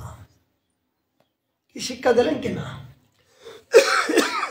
এদের অনেক সাধু ভোজন দিলাম, কিন্তু কাদেরকে জল দিলাম, কাদেরকে অন্ন দিলাম না, কাউকে বসার জায়গা দিলাম না, কাউকে আপ্যায়ন করলাম না, এতে কিন্তু অপরাধ হওয়ার সম্ভাবনা আছে। সাধু সেবা করলে অপরাধ হওয়ার সম্ভাবনা আছে। যতটুকু সামর্থ্য হয়, যতটুকু তোমার সামর্থ্য হয় 10 জন দাও, তবু 10 জনকে ভাগবত চিন্তন করে ভাগবত জ্ঞানে শ্রদ্ধাপূর্বক ওই 10 জনকে যদি শ্রদ্ধাপূর্বক তুমি সাধু সেবা দাও, ওই 10 জনের মধ্য দিয়ে দেখবো অনেক কিছু পাবি যাবা। 10,000 সাধু দিলে, কাকে গলা ধাক্কা মারলে, কাউকে দক্ষিণা দিলে না, কাউকে অন্ন দিলে, কাউকে ডাল দিলে না, হ্যাঁ ওখানে গেলাম ডাল পেলাম, তা তরকারি পেলাম না, তরকারি পেলাম না, এত কষ্ট করলেন, এত কিছু করলেন, আর পেলেন কি? পেলেন গালাগালি। এতে সাবধান। কীর্তনিয়া এ জাতীয় তিনি কৃপা পেলেন। কৃপা পাওয়ার পরে তিনি আজ কাঁদতে কাঁদতে বাবার চরণে আশ্রয় গ্রহণ করে তিনি পরমানন্দ উপলব্ধি করলেন। বাবা এই জাতীয় সাধক ছিল যে প্রতিদিন ভিক্ষা করার তার সময় ছিল না। জানেন ব্রজের সাধকদের কি, যে 2 দিন 3 দিন অন্তর তিনি ভিক্ষা করত, আর তাই সেই রুটিগুলো শুকাই যেত, জল দিয়ে নিকড়িয়ে নিকড়িয়ে এইভাবে চটকিয়ে চটকিয়ে, তাই জীবন ধারণ করার জন্য তাদের জীবন ছিল। আর সর্বক্ষণ তিনি সবাইকে এই উপদেশ করতেন, এই জাতীয় শিক্ষা দিতেন। এই কর্তা বাবার পাশে অনেকেই লীলা স্মরণ করার জন্য আসতেন, লীলা স্মরণ করার জন্য আসতেন, উপদেশ নেবার জন্য। তিনি সবাইকে উপদেশ করতেন, কিন্তু উপদেশ করতেন বটে, এই উপদেশ করার আগে পরীক্ষা করতেন। কি পরীক্ষা? দেখুন এটা খুব সুন্দর একটা কথা আছে। একজন অনেক অনুরাগী ভক্ত এসছেন বাবার কাছে, বাবা আমি লীলামৃত শিখব। বলে বাহ, তোমার জীবনে সদ্গতি হলো। বাবা তাকে আপ্যায়ন করলো, তার কুটিয়ার ভিতরে থাকার ব্যবস্থা করলো। এবার থাকার ব্যবস্থা করে কি করলো জানেন? ওই বাবা 2-3 দিনের যে মাদুগিরি রুটি আছে না, ওই 2-3 দিনের ওই বাসি রুটি তাকে খেতে দিল। এই 2-3 দিনের বাসি রুটি যখন বাবাকে দিল, দেওয়ার পরে বাবা দরজা বন্ধ করে জানালা দিয়ে দেখছে যে এই বাসি রুটি দিলাম, দেখে এই বাসি রুটির প্রতি তার শ্রদ্ধা হলো কিনা। আমার কাছ থেকে তো নিতে আসে, কিন্তু আমার দেওয়া বস্তুর প্রতি তার শ্রদ্ধা হয়েছে কিনা এগুলো তো দেখার দরকার না। আপনি যে আমার কাছ থেকে ভজন শিক্ষা নেবেন, আমি তো আপনাকে শিক্ষাটা দেব, কোন পাত্রে দেব, কোন পাত্রটা আপনার পরিপক্ত হয়েছে কিনা সেগুলো তো আবার পরীক্ষা করার দরকার আছে না। এই জাতীয় পরীক্ষা করতো। বলে বাবা দীক্ষা দাও। এখন তো মনে করলে দীক্ষা নেওয়ার কথা বলে উপায় নেই, কান পাতো দিলাম মন্ত্র। কিন্তু তৎকালীন দিনে এইরকম ছিল না। গুরু নাও জেসে জল খাও শেষে শেখে। গুরুদেব কিন্তু সর্বক্ষণ পরীক্ষা করতে যে বাবা তুমি যে দীক্ষা নেবা, কিন্তু দীক্ষা নেবার আগে তুমি আগে আমার প্রতি শ্রদ্ধা আছে কিনা এটাও তো আমার জানার দরকার। আমি তো তোমাকে বীজ বপন করব, সেই বীজটা প্রকৃত পাত্র হয়েছে কিনা সেটাও তো আমার দরকার। কেন গুরুদেব করুণা করে যেদিনই আপনার কর্ণে বীজ বপন করবে সেদিন মনে করবেন গুরুদেবের একটা শক্তি আপনার ভিতরে প্রবেশ করছে। যেমন পিতার শক্তি ছাড়া মায়ের গর্ভে কোনো সন্তানের জন্ম হয় না, হয় নাকি? পিতার শক্তি ছাড়া মায়ের গর্ভের ভিতরে কোনো সন্তানের জন্ম হয়। ঠিক গুরুদেবের ভজন শক্তির প্রভাব ছাড়া শিষ্যের ভিতরে কোনো ভজন শক্তি প্রভাবিত করতে পারে না। কিন্তু সেই সদ্গুরুদেব যিনি হবেন, তিনি যাকে দীক্ষা দান করবেন, সেই শক্তিটা যে দান করবেন, সে দান করার মতন পাত্রটা তো তিনি বিচার করবেন যে পাত্র রাখতে পারবে কিনা। তৎকালীন দিনে 1 বছর পরীক্ষা দিতে হতো যে বাবা দীক্ষা তো নেবা, তুমি আগে এই পরীক্ষা করো। এই গোবর্ধনের সিদ্ধ বাবা লালা বাবু গিয়েছেন দীক্ষা নেওয়ার জন্য।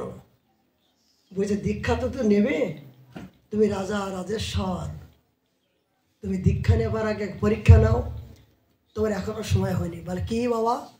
বলে 1 বছর যদি এই বৃন্দাবনে এই গরুগুলো, গরুর গোবর থেকে যে গম, গরুর গোবর থেকে গম, এগুলো খুঁটে খুঁটে খেয়ে যদি তুমি জীবন ধারণ করতে পারো তবেই তোমার দীক্ষা হবে। বুঝতে পারলেন কথাগুলো? বাবা বললেন লালা বাবু, লালা জগৎ শেঠ, ওনাকে বললেন তুই রাজা রাজেশ্বর, তোর এখনো ভিতরে ত্যাগ বৈরাগ্য আসেনি। যদি এই অভিমান চলে যেতে হয়, গরু পায়খানা করবে গোবর, গোবরের ভিতরে দেখবেন অনেক গম থাকে, গোটা গোটা গম। এই গমগুলো তখন তো মেশিন ছিল না, এই পাথরের উপরে এরকম এরকম ভেঙে ভেঙে যেমন তেমন করে চিবিয়ে খেয়ে জীবন ধারণ করতে হয়েছিল। বুঝলি, দীক্ষা যদি নিতে হয় 1 বছর এই জাতীয় পরীক্ষা করে আমার কাছে এসো, আমি দেখলে বলতে পারবো যে তুমি আমার আদর্শ পালন করেছো কিনা। দেখেন গুরুদেব যাচাই করবে, শক্তিটা দান করবে, পাত্র দেখবে না। অনেক সময় গুরুদেবের কান কালা হয় কেন, চোখে দেখতে পায় না কেন? অকালে এই শিষ্যের জন্য। কেন? যখন মন্ত্র নেওয়া আসে, গুরুদেব আপনি যা বলবেন সা করবো, সকালবেলা উঠবো, মন্ত্র স্মরণ করবো, 1 লক্ষ হরিনাম করবো, মানে যা বলবে সব নিচ্ছে। এবার নেবার পরে কি করছে, এবার বাড়ি গিয়ে ভোরবেলা তো আর ঘুম তো ভাঙছে না, মানে তখন যেন ঘুমের ভাগ আর বেশি হয়ে গেল। আগে তো 6টার সময় ঘুমতে উঠতো, দীক্ষার পরে ভজন ক্রিয়া শুরু হলো, তখন দেখা যাচ্ছে 8টার সময় ঘুম ভাঙে। বলে 1 লক্ষ তো দূরের কথা, 1 মালাও হরিনাম করার মনে নাই। বলে মন্ত্র স্মরণ করা তো দূরে নাই, সর্বক্ষণ টিভির স্মরণ করছে, যে টিভির পর্দায় কখন সিরিয়াল আসবে, মানে সেই স্মরণ করার জন্য মনটা ধাবিত। এই জাতীয় শিষ্যের কল্যাণের জন্য এই শক্তিগুলো গুরুদেব যখন দান করেন, এই শক্তিগুলো যখন অপব্যবহার হয়ে যায়, আবার এই শক্তিগুলো গুরুদেবের পিছে আসে। অনেক দেখা যায় ভূত ঝাড়াবার জন্য ওজা আসে না, ওজা আসে কেন? ভূত ঝাড়াবার জন্য। কিন্তু ওজা যদি কোনোদিন ভুল মন্ত্র বলে, ভূত কিন্তু আবার অনেক সময় ওজার ঘাড় মটকি ধরে কেন? ওজা আসছে ভূত ঝাড়াবার জন্য, কিন্তু যদি মন্ত্র ভুল হয়ে যায়, ভূত কিন্তু আবার ওজার ঘাড় মুটকি ধরে। ঠিক এরকম এরকম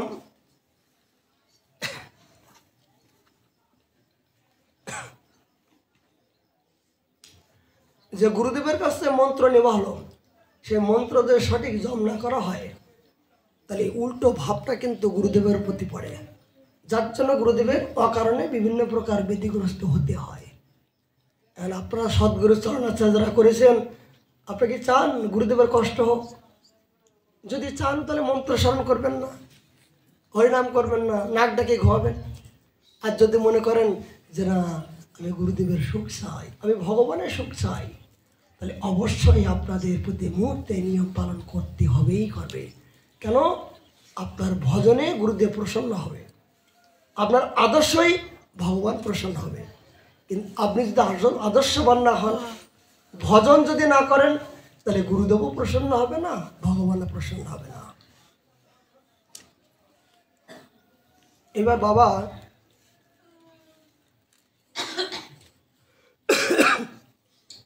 জানলা দিয়ে দেখছেন যে শুকনো রুটি তো দিলাম, কিন্তু এই 2-3 দিন ধরে বাসি রুটি শক্ত হয়ে যায়। তো মুখে দিয়ে মনে করছেন এত শুকনো রুটি খাবো, দাঁত তো ভেঙে যাবার মতো, কেমন করে খাবো, দাঁত তো ভেঙে যাবার মতন অশ্রদ্ধা অবস্থায় মুখ দিচ্ছেন। বাবা কিন্তু জানলা দিয়ে দেখছে যে আমার হাতের রুটি প্রতি তার শ্রদ্ধা কেমন হলো। দেখুন গুরুদেবের প্রতি শ্রদ্ধা গুরুদেব কেন পরীক্ষা করে। এবার সকাল হলো, বাবা হাত জোড় করে বলছে শিষ্যের কাছে, বেটা আমার অনেক ভুল হয়ে গেছে। বলে কেন? বলে তোর ভালো ভালো রুটি দেওয়ার কথা ছিল, টাটকা টাটকা গরম গরম রুটি দেওয়ার কথা ছিল, কিন্তু নিতান্ত আমি অনেক ভুল করে ফেলেছি। এই বাসি রুটিগুলো তোকে দিয়ে ভুল করেছি। তবে শোন, তোর এখনো রাগ অনুরাগ ভজন করার মতন এখনো সময় হয়নি, তোর এখনো বিধি ভক্তির পিছনে তোর লক্ষ্য আছে, যা এখনো আমার কাছে ভজন শিক্ষার মতন তোর এখনো সময় হয়নি। আমার কাছে ভজন শিখতে গেলে এই জিহ্বার লালসা আগে ত্যাগ করতে হবে। যতক্ষণ পর্যন্ত এই জিহ্বাকে ভালো না খাইবে, ভালো না দেখিবে, ভালো না করিবে, এই ভাবনা যতক্ষণ না হারবে, ততক্ষণ ব্রজে রাগ অনুরাগ ভজনে আপনার অধিকার হবে না। বাবা পরীক্ষা করলেন, যাও তোর এখনো বিধি ভক্তি করার দরকার আছে, বিধি ভক্তি করে এসো। এই বিধি ভক্তি করতে করতে যখন মনের থেকে ত্যাগ আসবে, বৈরাগ্য ভাব আসবে। এই বৈরাগ্য ভাব কেন? এই বৈরাগ্য ভাবের ভক্তির লক্ষণ। বলে বৈরাগ্য কি? বলে ছিঁড়া কাপড় পরলাম, ভালো না খাইলাম, এটা বৈরাগ্য নয়। ছেঁড়া কাপড় পরলে আর ভালো না খেলে এটা বৈরাগ্য নয়। বৈরাগ্য এইটাই যে জগতে আপনার সামনে সব কিছু দিয়েছে, সব কিছু ভোগ করার মতো আছে, কিন্তু এর প্রতি আপনার মন থেকে আসক্তি নাই। বুঝতে পারলাম? জগতে সব কিছু আছে ভোগ করার মতন, আহার করার মতন, কিন্তু সব কিছু থেকেও আপনার প্রতি মন থেকে আপনার ভোগ করার মতন সেই মনোবৃত্তি নাই। এইটাই বৈরাগ্য। এবার ছেঁড়া কাপড় পরলাম আর মনের ভিতরে মনে করলাম, যদি এই কাপড়টা হতো।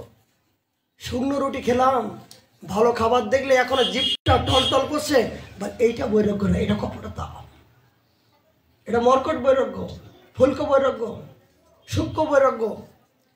এগুলো আমার যুক্ত বৈরাগ্যর লক্ষণ মহাপ্রভু দেখান নাই। এগুলো ভজনের চরম পর্যায়ে কথা। এই জন্য কর্তাবাবু বললেন, যাও তোমার এখনো পর্যন্ত সময় হয় নাই, আরো ভজন করো, হরিনাম করো। হরিনাম করতে করতে নাম প্রভু যখন করুণা করবে তখন এসো। মনে করলে আমার হয়ে গেল, ব্রজের সাধুর পাশে রাগ অনুরাগ ভজন করব, হয়ে গেল, কত সহজ। এই করমগুলো অতিক্রম করো। এইভাবে কর্তা বাবা তিনি পরীক্ষা নিতেন। পরীক্ষা নেওয়ার পরে তাকে ভজন শিক্ষা দিতেন। তৎকালীন দিনে ভজন শিক্ষা দিতে গেলে যে বাবা তুমি যে ভজন শিক্ষা নেবা, তুমি কোন পরিবার, কোন পরম্পরা, তুমি কোন দীক্ষিত? বলে শিক্ষানীতিকের পরম্পরা দেখো। এটা ভালো করে শুনবেন। যে মনে করলাম যার তার কাছে গিয়ে যদি বললাম বাবা আমাকে ভজন শিক্ষা দাও, আপনি আমাকে কৃপা করো, বলে কৃপা চাইতে গেলে কিন্তু আপনাকে আবার কৃপাবান হওয়া চাই। কৃপা চাইলে কিন্তু পাওয়া যায় না। কৃপা নেবার মতন পাত্র হলে তবেই তো কৃপা পাবেন। কিন্তু কৃপা নেবার মতো পাত্র হয়েছেন কিনা সেটা আপনি বিচার করে দেখুন যে আমি কৃপা নেবার মতো পাত্র হয়েছি কিনা। তো এইটা মনে রাখুন, বৃন্দাবনে রাধাকুণ্ডের তটে যারা একবার এসেছে কোনো ক্রমে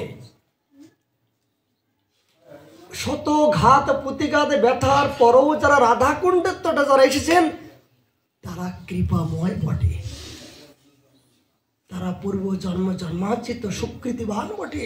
তারা হলে এহেন পবিত্র ধামে এই ভজন করব বা গুরুচরণ আশ্রয় করব, ধামে বাস করব, এই মনোবৃত্তি কিন্তু বহু নাম জন্মনামন্তে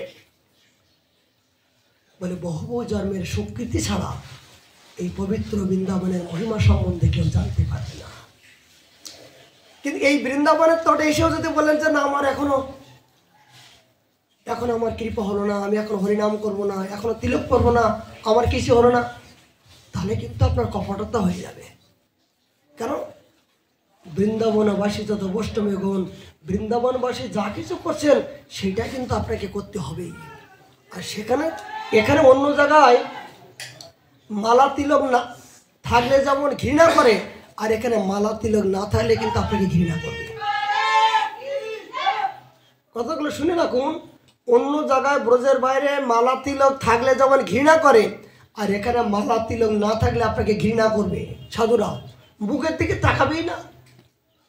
তাই আপনি জমিদার হন, রাজা হন, যত বড় পণ্ডিত হন, এখানে জিরো।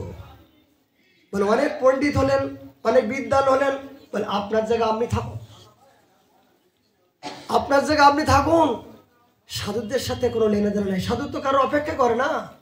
আপনি হতে জমিদার, সাধুর কি যায় আসে? সাধুর যায় আসে তখন, সাধু কৃপা করে তখন যখন আপনি সাধুর পাশে সাধু হয়ে আসবেন, যখন অনুগত হবেন, যখন তদ্বৃত্তি পরিনিপাতন পরিপ্রশ্ন সেবয়া সাধুর পাশে যখন করজোড়ে আপনি অনুগত হয়ে যাবেন, তখন কিন্তু সাধুর দয়া হবে যে না এর ভাব দেখে কিন্তু আপনার জন্ম জন্মান্তে কৃপা পাবেন। কিন্তু আপনি মনে করেন সাধুর পাশে যে আমি এরকম মাথা উঁচু করে থাকলেও তুমি দেখেন কত ধনী, কত মানি, কত পণ্ডিত, কত বিদ্বান ঢন ঢন করে ঘুরে বেড়াচ্ছে, কে কার কথা বলে। গৌড়ীয় বৈষ্ণব জীবনী, এই যে গৌড়ীয় বৈষ্ণব জীবনী, এ কাদের নাম লেখা? এখানে কাদের নাম লেখা? আমার মতন অসুরীর নাম লেখা নয়। যারা ভজন করে সিদ্ধ লাভ করে ভগবানের সাক্ষাৎ দর্শন পেয়েছেন তাদের নামগুলো এই গৌড়ীয় বৈষ্ণব জীবন ইতিহাসের পাতায় লেখা। আমার মতন মহামূর্খ কপট ছল এর নাম এখানে ওঠার অধিকার নাই। এখানে ধনী মানি জ্ঞানী পণ্ডিত বিদ্বান বলে কত ঘুরে বেড়াবে, কে কার পরের কথা কি বাজ আসে। যারা ভজন করবে তারা এখানে বলবান, তারা জগতে বন্দনীয়, তারাই পূজনীয়। জগতে তাদেরকে বন্দনা করবে জগৎ, আর তাদেরকে বন্দনা করার জন্য ছুটে আসবে এই বৃন্দাবন ধামে। জগতে লালাবাবু কি কম ধনী ছিল? কিন্তু এত বড় ধনী থাকার পরও গোবরের পায়খানার থেকে খেয়ে জীবন ধারণ করে তাকে ত্যাগ বৈরাগ্য হবার পরে তবেই সাক্ষাৎ ভগবান দর্শন হলো। এটাই মিথ্যা বলুন? এগুলো মিথ্যা। শাস্ত্র বলছেন এই সিদ্ধ বাবার জীবনে তিনি এইভাবে তিনি পরীক্ষা করতেন, পরীক্ষা করে তাকে কৃপা করতেন। একদিন হলো কি, সিদ্ধ বাবা অপ্রকটের পরে তিনি এই আসেন এই রাধাকুণ্ডের তটে। প্রতিদিন তার নিত্য নিয়ম ছিল রাধাকুণ্ডে স্নান করবে। কিন্তু এই রাধাকুণ্ডে সারা জীবন একটা বিতরণ ছিল ব্রজবাসী এবং বাঙালি, একটা পক্ষ বিপক্ষ ছিল। তৎকালীন দিনে এই ব্রজবাসীরা বাঙালিদেরকে একটা বিদ্রুপ চোখে দেখত। এই টাকা সাবানের জন্য এই বাবাদেরকে রাধাকুণ্ডে চান করতে দিত না। এই বাঙালি যেন রাধাকুণ্ডে স্নান না করে। এই যখন চান করার বিরোধী করলেন সমস্ত ব্রজের সাধুগণ কর্তা বাবার কাছে, তিনি মাথা ছিলেন রাধাকুণ্ডে, জিজ্ঞাসা করলেন বাবা উপায় কি? তিনি বললেন দেখো এগুলো আমার শ্রীমতী রাধারানী কৃপা।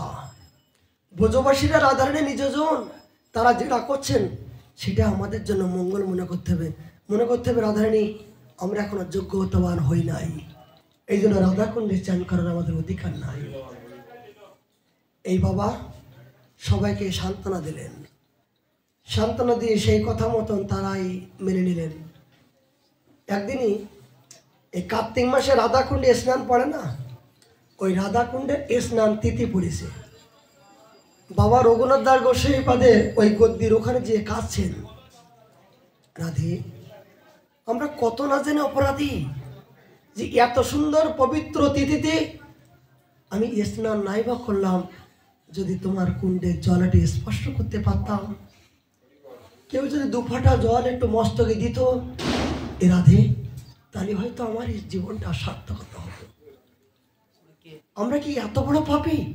এই বাঙালি ঘরে জন্মগ্রহণ করে কি আমরা এত বড় পাপ করেছি যে তোমার কুণ্ডে বসে আজকে এত বড় পবিত্র দিনে আমরা স্নান করতে পারবো না?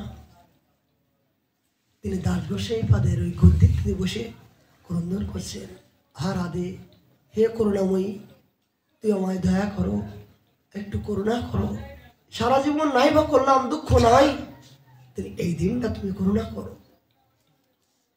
চিন্তা করতে পারেন রাধাকুণ্ডে স্নানের সময় সেদিনও পর্যন্ত কোনো বাঙালি স্নান করতে দিত না, এত বড় ব্রজবাসীর প্রকোপ ছিল, বিরোধী ছিল।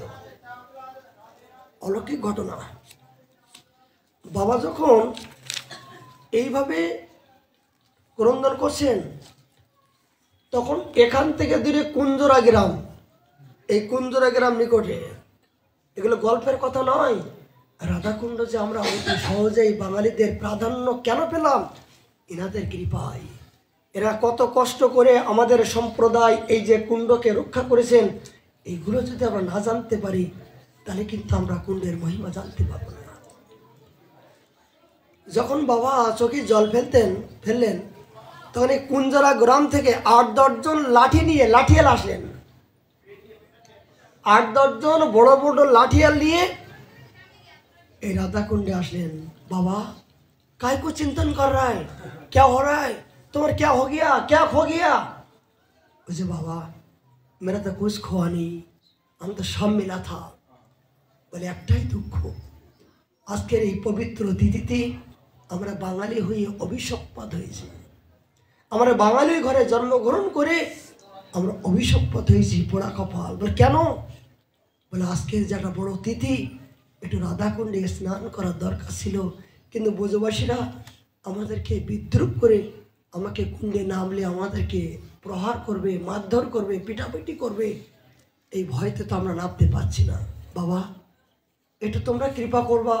বলে কি, এটা রাধাকুণ্ডের জলটা একটু মাথায় দাও না, স্নান করার অধিকার নাই, একটু জলটা দাও।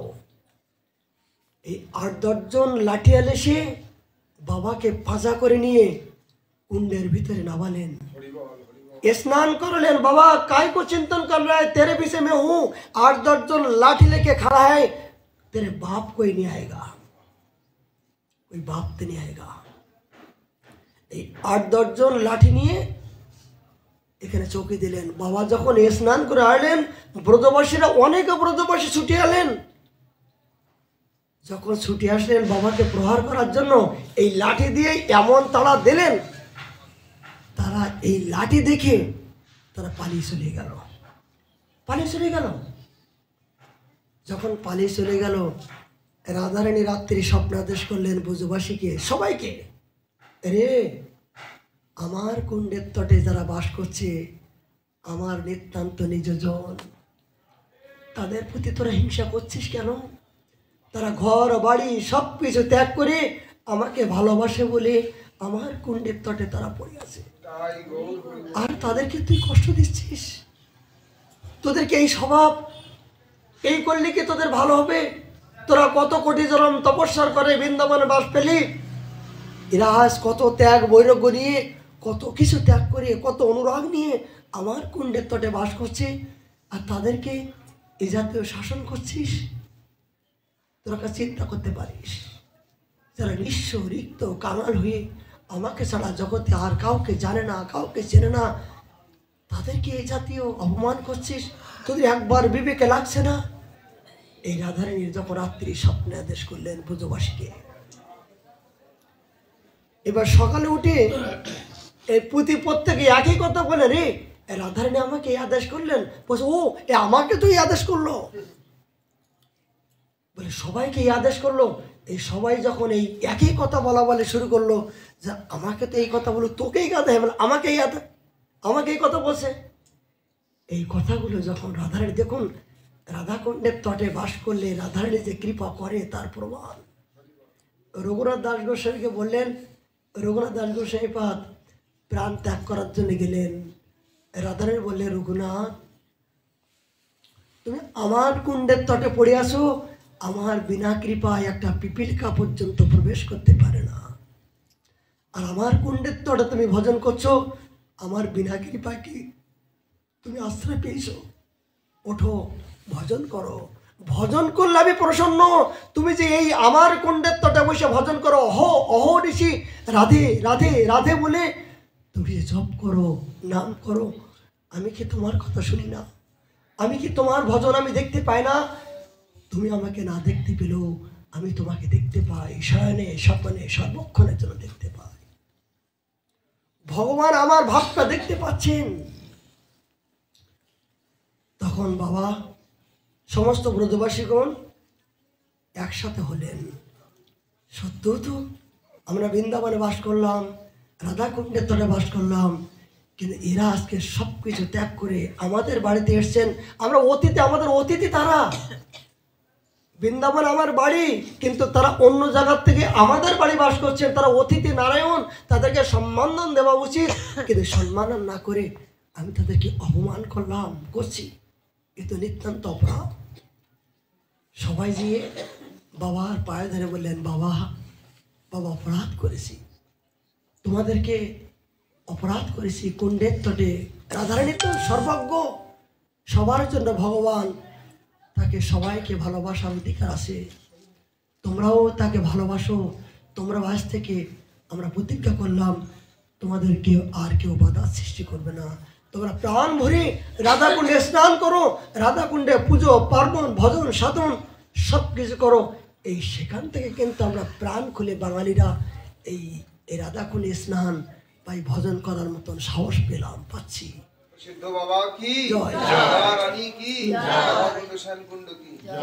এর আগে কিন্তু বাঙালিদের প্রতি একটা বিভিন্ন ভেদ বুদ্ধি ছিল, বিভিন্ন প্রকার কুণ্ডের প্রতি অনেক অত্যাচার ছিল, কিন্তু এই কর্তা বাবার কৃপায় কি পেলাম? গৌর মন্ত্র বিভেদ আমরা সমাধান পেলাম।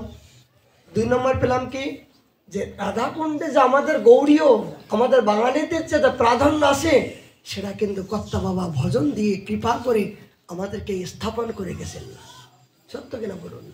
তাহলে এই কথা কি জগতে আমরা যদি না শুনতে পারি, তাহলে আমরা জীবনে কি আমাদের অনেক ভুল হয়ে যাবে না? ঠিক সিদ্ধ বাবা আজকের দিনে তার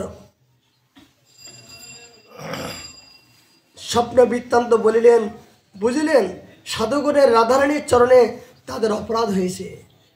অনুতাপ নলে দগ্ধ হইয়া সমস্ত ব্রজবাসীগণ নিজের অনুতাপ নলে দগ্ধ হইয়া কর্তা বাবার নিকট গমন করিলা, চরণে পড়িয়া ক্ষমা প্রার্থনা করিতে লাগিলা। বাবাজি প্রতি বিদ্বেষ ছিল তাহার ত্যাগ করিল।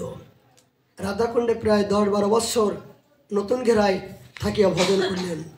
এইরূপে তীব্র বৈরাগ্য অনুরাগ ভজন করিতে করিতে 104 বৎসর বয়সে পৌষ শুক্লা দ্বাদশীতে তিনি অপ্রকট হন। এই নতুন ঘেরায় আদ্যবধি তাহার সমাধি মন্দির এখন স্থাপন আছেন। বলুন, যে আনিল প্রেম ধন করুণা প্রচুর,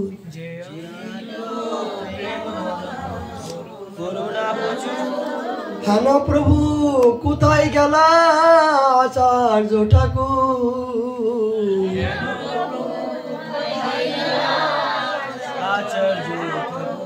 কামর সর্বরূপ কা সনাতন,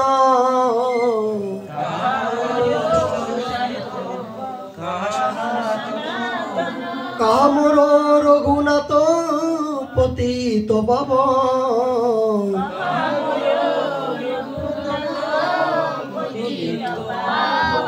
हमर भट्ट जुग कहा कबीरा,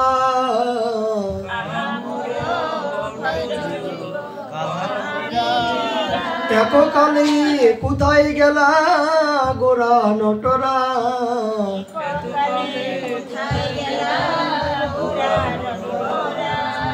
पाषाणे कुटिब माथा अनले पशिब,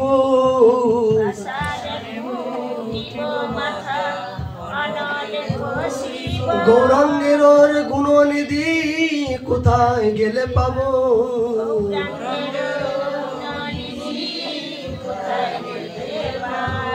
जे सब संगेर संग जे कइल বিলাস,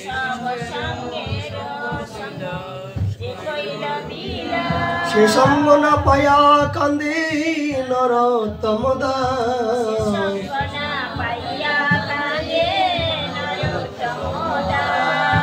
আজকের দিনে এই প্রার্থনা এই কথা বাবা আমাদের জীবনে সেই সৌভাগ্য হয় নাই, যখন নিতাই গৌর আসলো তাদের সঙ্গ পেলাম না, ধিক ধিক পোড়া কপাল।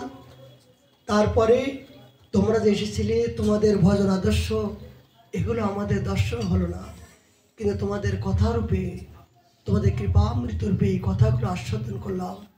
জানি না আমাদের ভজন সাধন কোনো জ্ঞান বিবেক নাই, তোমরা দিলে দিতে পারো, তোমাদের সম্পত্তি এই ব্রজের সম্পত্তি, স্মরণ ভক্তি এই ব্রজ ভক্তি রাগ অনুরাগ ভক্তি সবই তোমাদের সম্পত্তি। তোমরা কৃপা করে আজকের দিনে তুমি প্রসন্ন হয়ে আমাদের মতন এই ক্ষুদ্র জীবকে এই পতির জীবকে তুমি কৃপা করো, যাতে আমরা তোমার আদর্শ সেই আদর্শ নিয়ে ভজন করতে পারি। এই পরবর্তী জীবনটা যেন আমরা যেন তোমার চরণে আত্মসমর্পণ করতে পারি, তোমার এই ভজন তোমার নির্দেশ আদেশ আমরা যেন পালন করতে পারি। এই কৃপা মৃত তুমি আমাদেরকে করো। এই কৃপা বাণী স্বরূপ রেখে আজকের মতন হরিকথা বিশ্রাম। সময় অপেক্ষা আরও কিছু বলার ছিল, কিন্তু বলার তো সময় কারোর জন্য অপেক্ষা করছে না। মহাপ্রভু করুণা হলে আগামীকাল আমরা 4টের সময়, দেখুন জীবনে একটা দিন যদি আপনি এই নিয়ম করে হরিকথা বঞ্চিত হন তাহলে অনেক কিছু হারাতে চলবে। এই জন্য এই কথাগুলো আমরা আর পাবো না, কোথায় যেয়ে পাবো না। গৌরাঙ্গের গুণনীতি কোথায় গেলে পাবো? যে গৌরাঙ্গের সঙ্গ যখন আমার হবে তখন আমি সেই সঙ্গ পাবো, তাছাড়া কিন্তু জগতে আর সম্পত্তি। জয় জয় রাধে কৃষ্ণ গোবিন্দ, জয় জয় রাধে কৃষ্ণ গোবিন্দ, রাধে গোবিন্দ রাধে গোবিন্দ রাধে গোবিন্দ রাধে গোবিন্দ, জয় রাধে কৃষ্ণ গোবিন্দ, জয় রাধে কৃষ্ণ গোবিন্দ, জয় শ্যাম সুন্দর মদন মোহন বৃন্দাবন চন্দ্র, জয় জয় শ্যাম সুন্দর শ্রী মদন মোহন বৃন্দাবন চন্দ্র, জয় জয় রাধা রমন রাধে হরি শ্রী গোকুলানন্দ, জয় জয় মদন মোহন শ্রী হরি শ্রী গোকুলানন্দ, জয় জয় রাধাকান্ত রাধা বীণা শ্রী রাধে গোবিন্দ,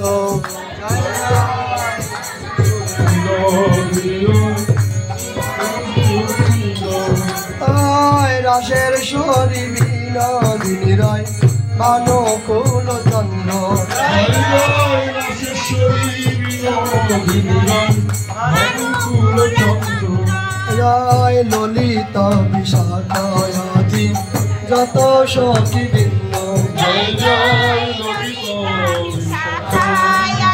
যত সখী জয় শ্রীরূপ মঞ্জরি আদি মঞ্জরিরানন্দ জয় জয় শিরূপ মঞ্জরি মঞ্জরি জয় পূর্ণমাসী পূর্ণমাতা আরমের বৃন্দ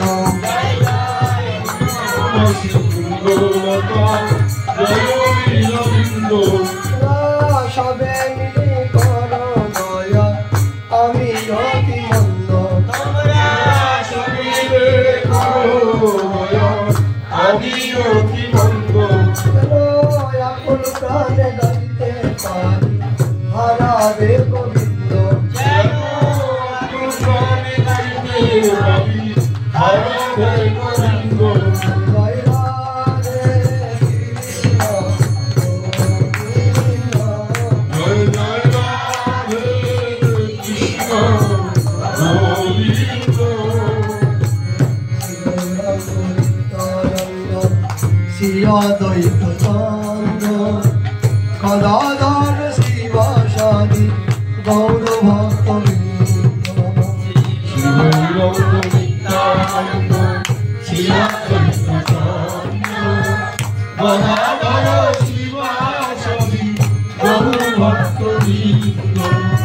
শ্রীকৃষ্ণ চৈতন্য প্রভু নিত্যানন্দ হরে কৃষ্ণ হরে রাম শ্রী রাধে গোবিন্দ কৃষ্ণ চৈতন্য প্রভু নিত্যানন্দ হরে কৃষ্ণ হরে রাম শ্রী রাধে গোবিন্দ কৃষ্ণ হরে কৃষ্ণ কৃষ্ণ কৃষ্ণ হরে হরে রাম হরে রাম রাম রাম হরে হরে হরে কৃষ্ণ হরে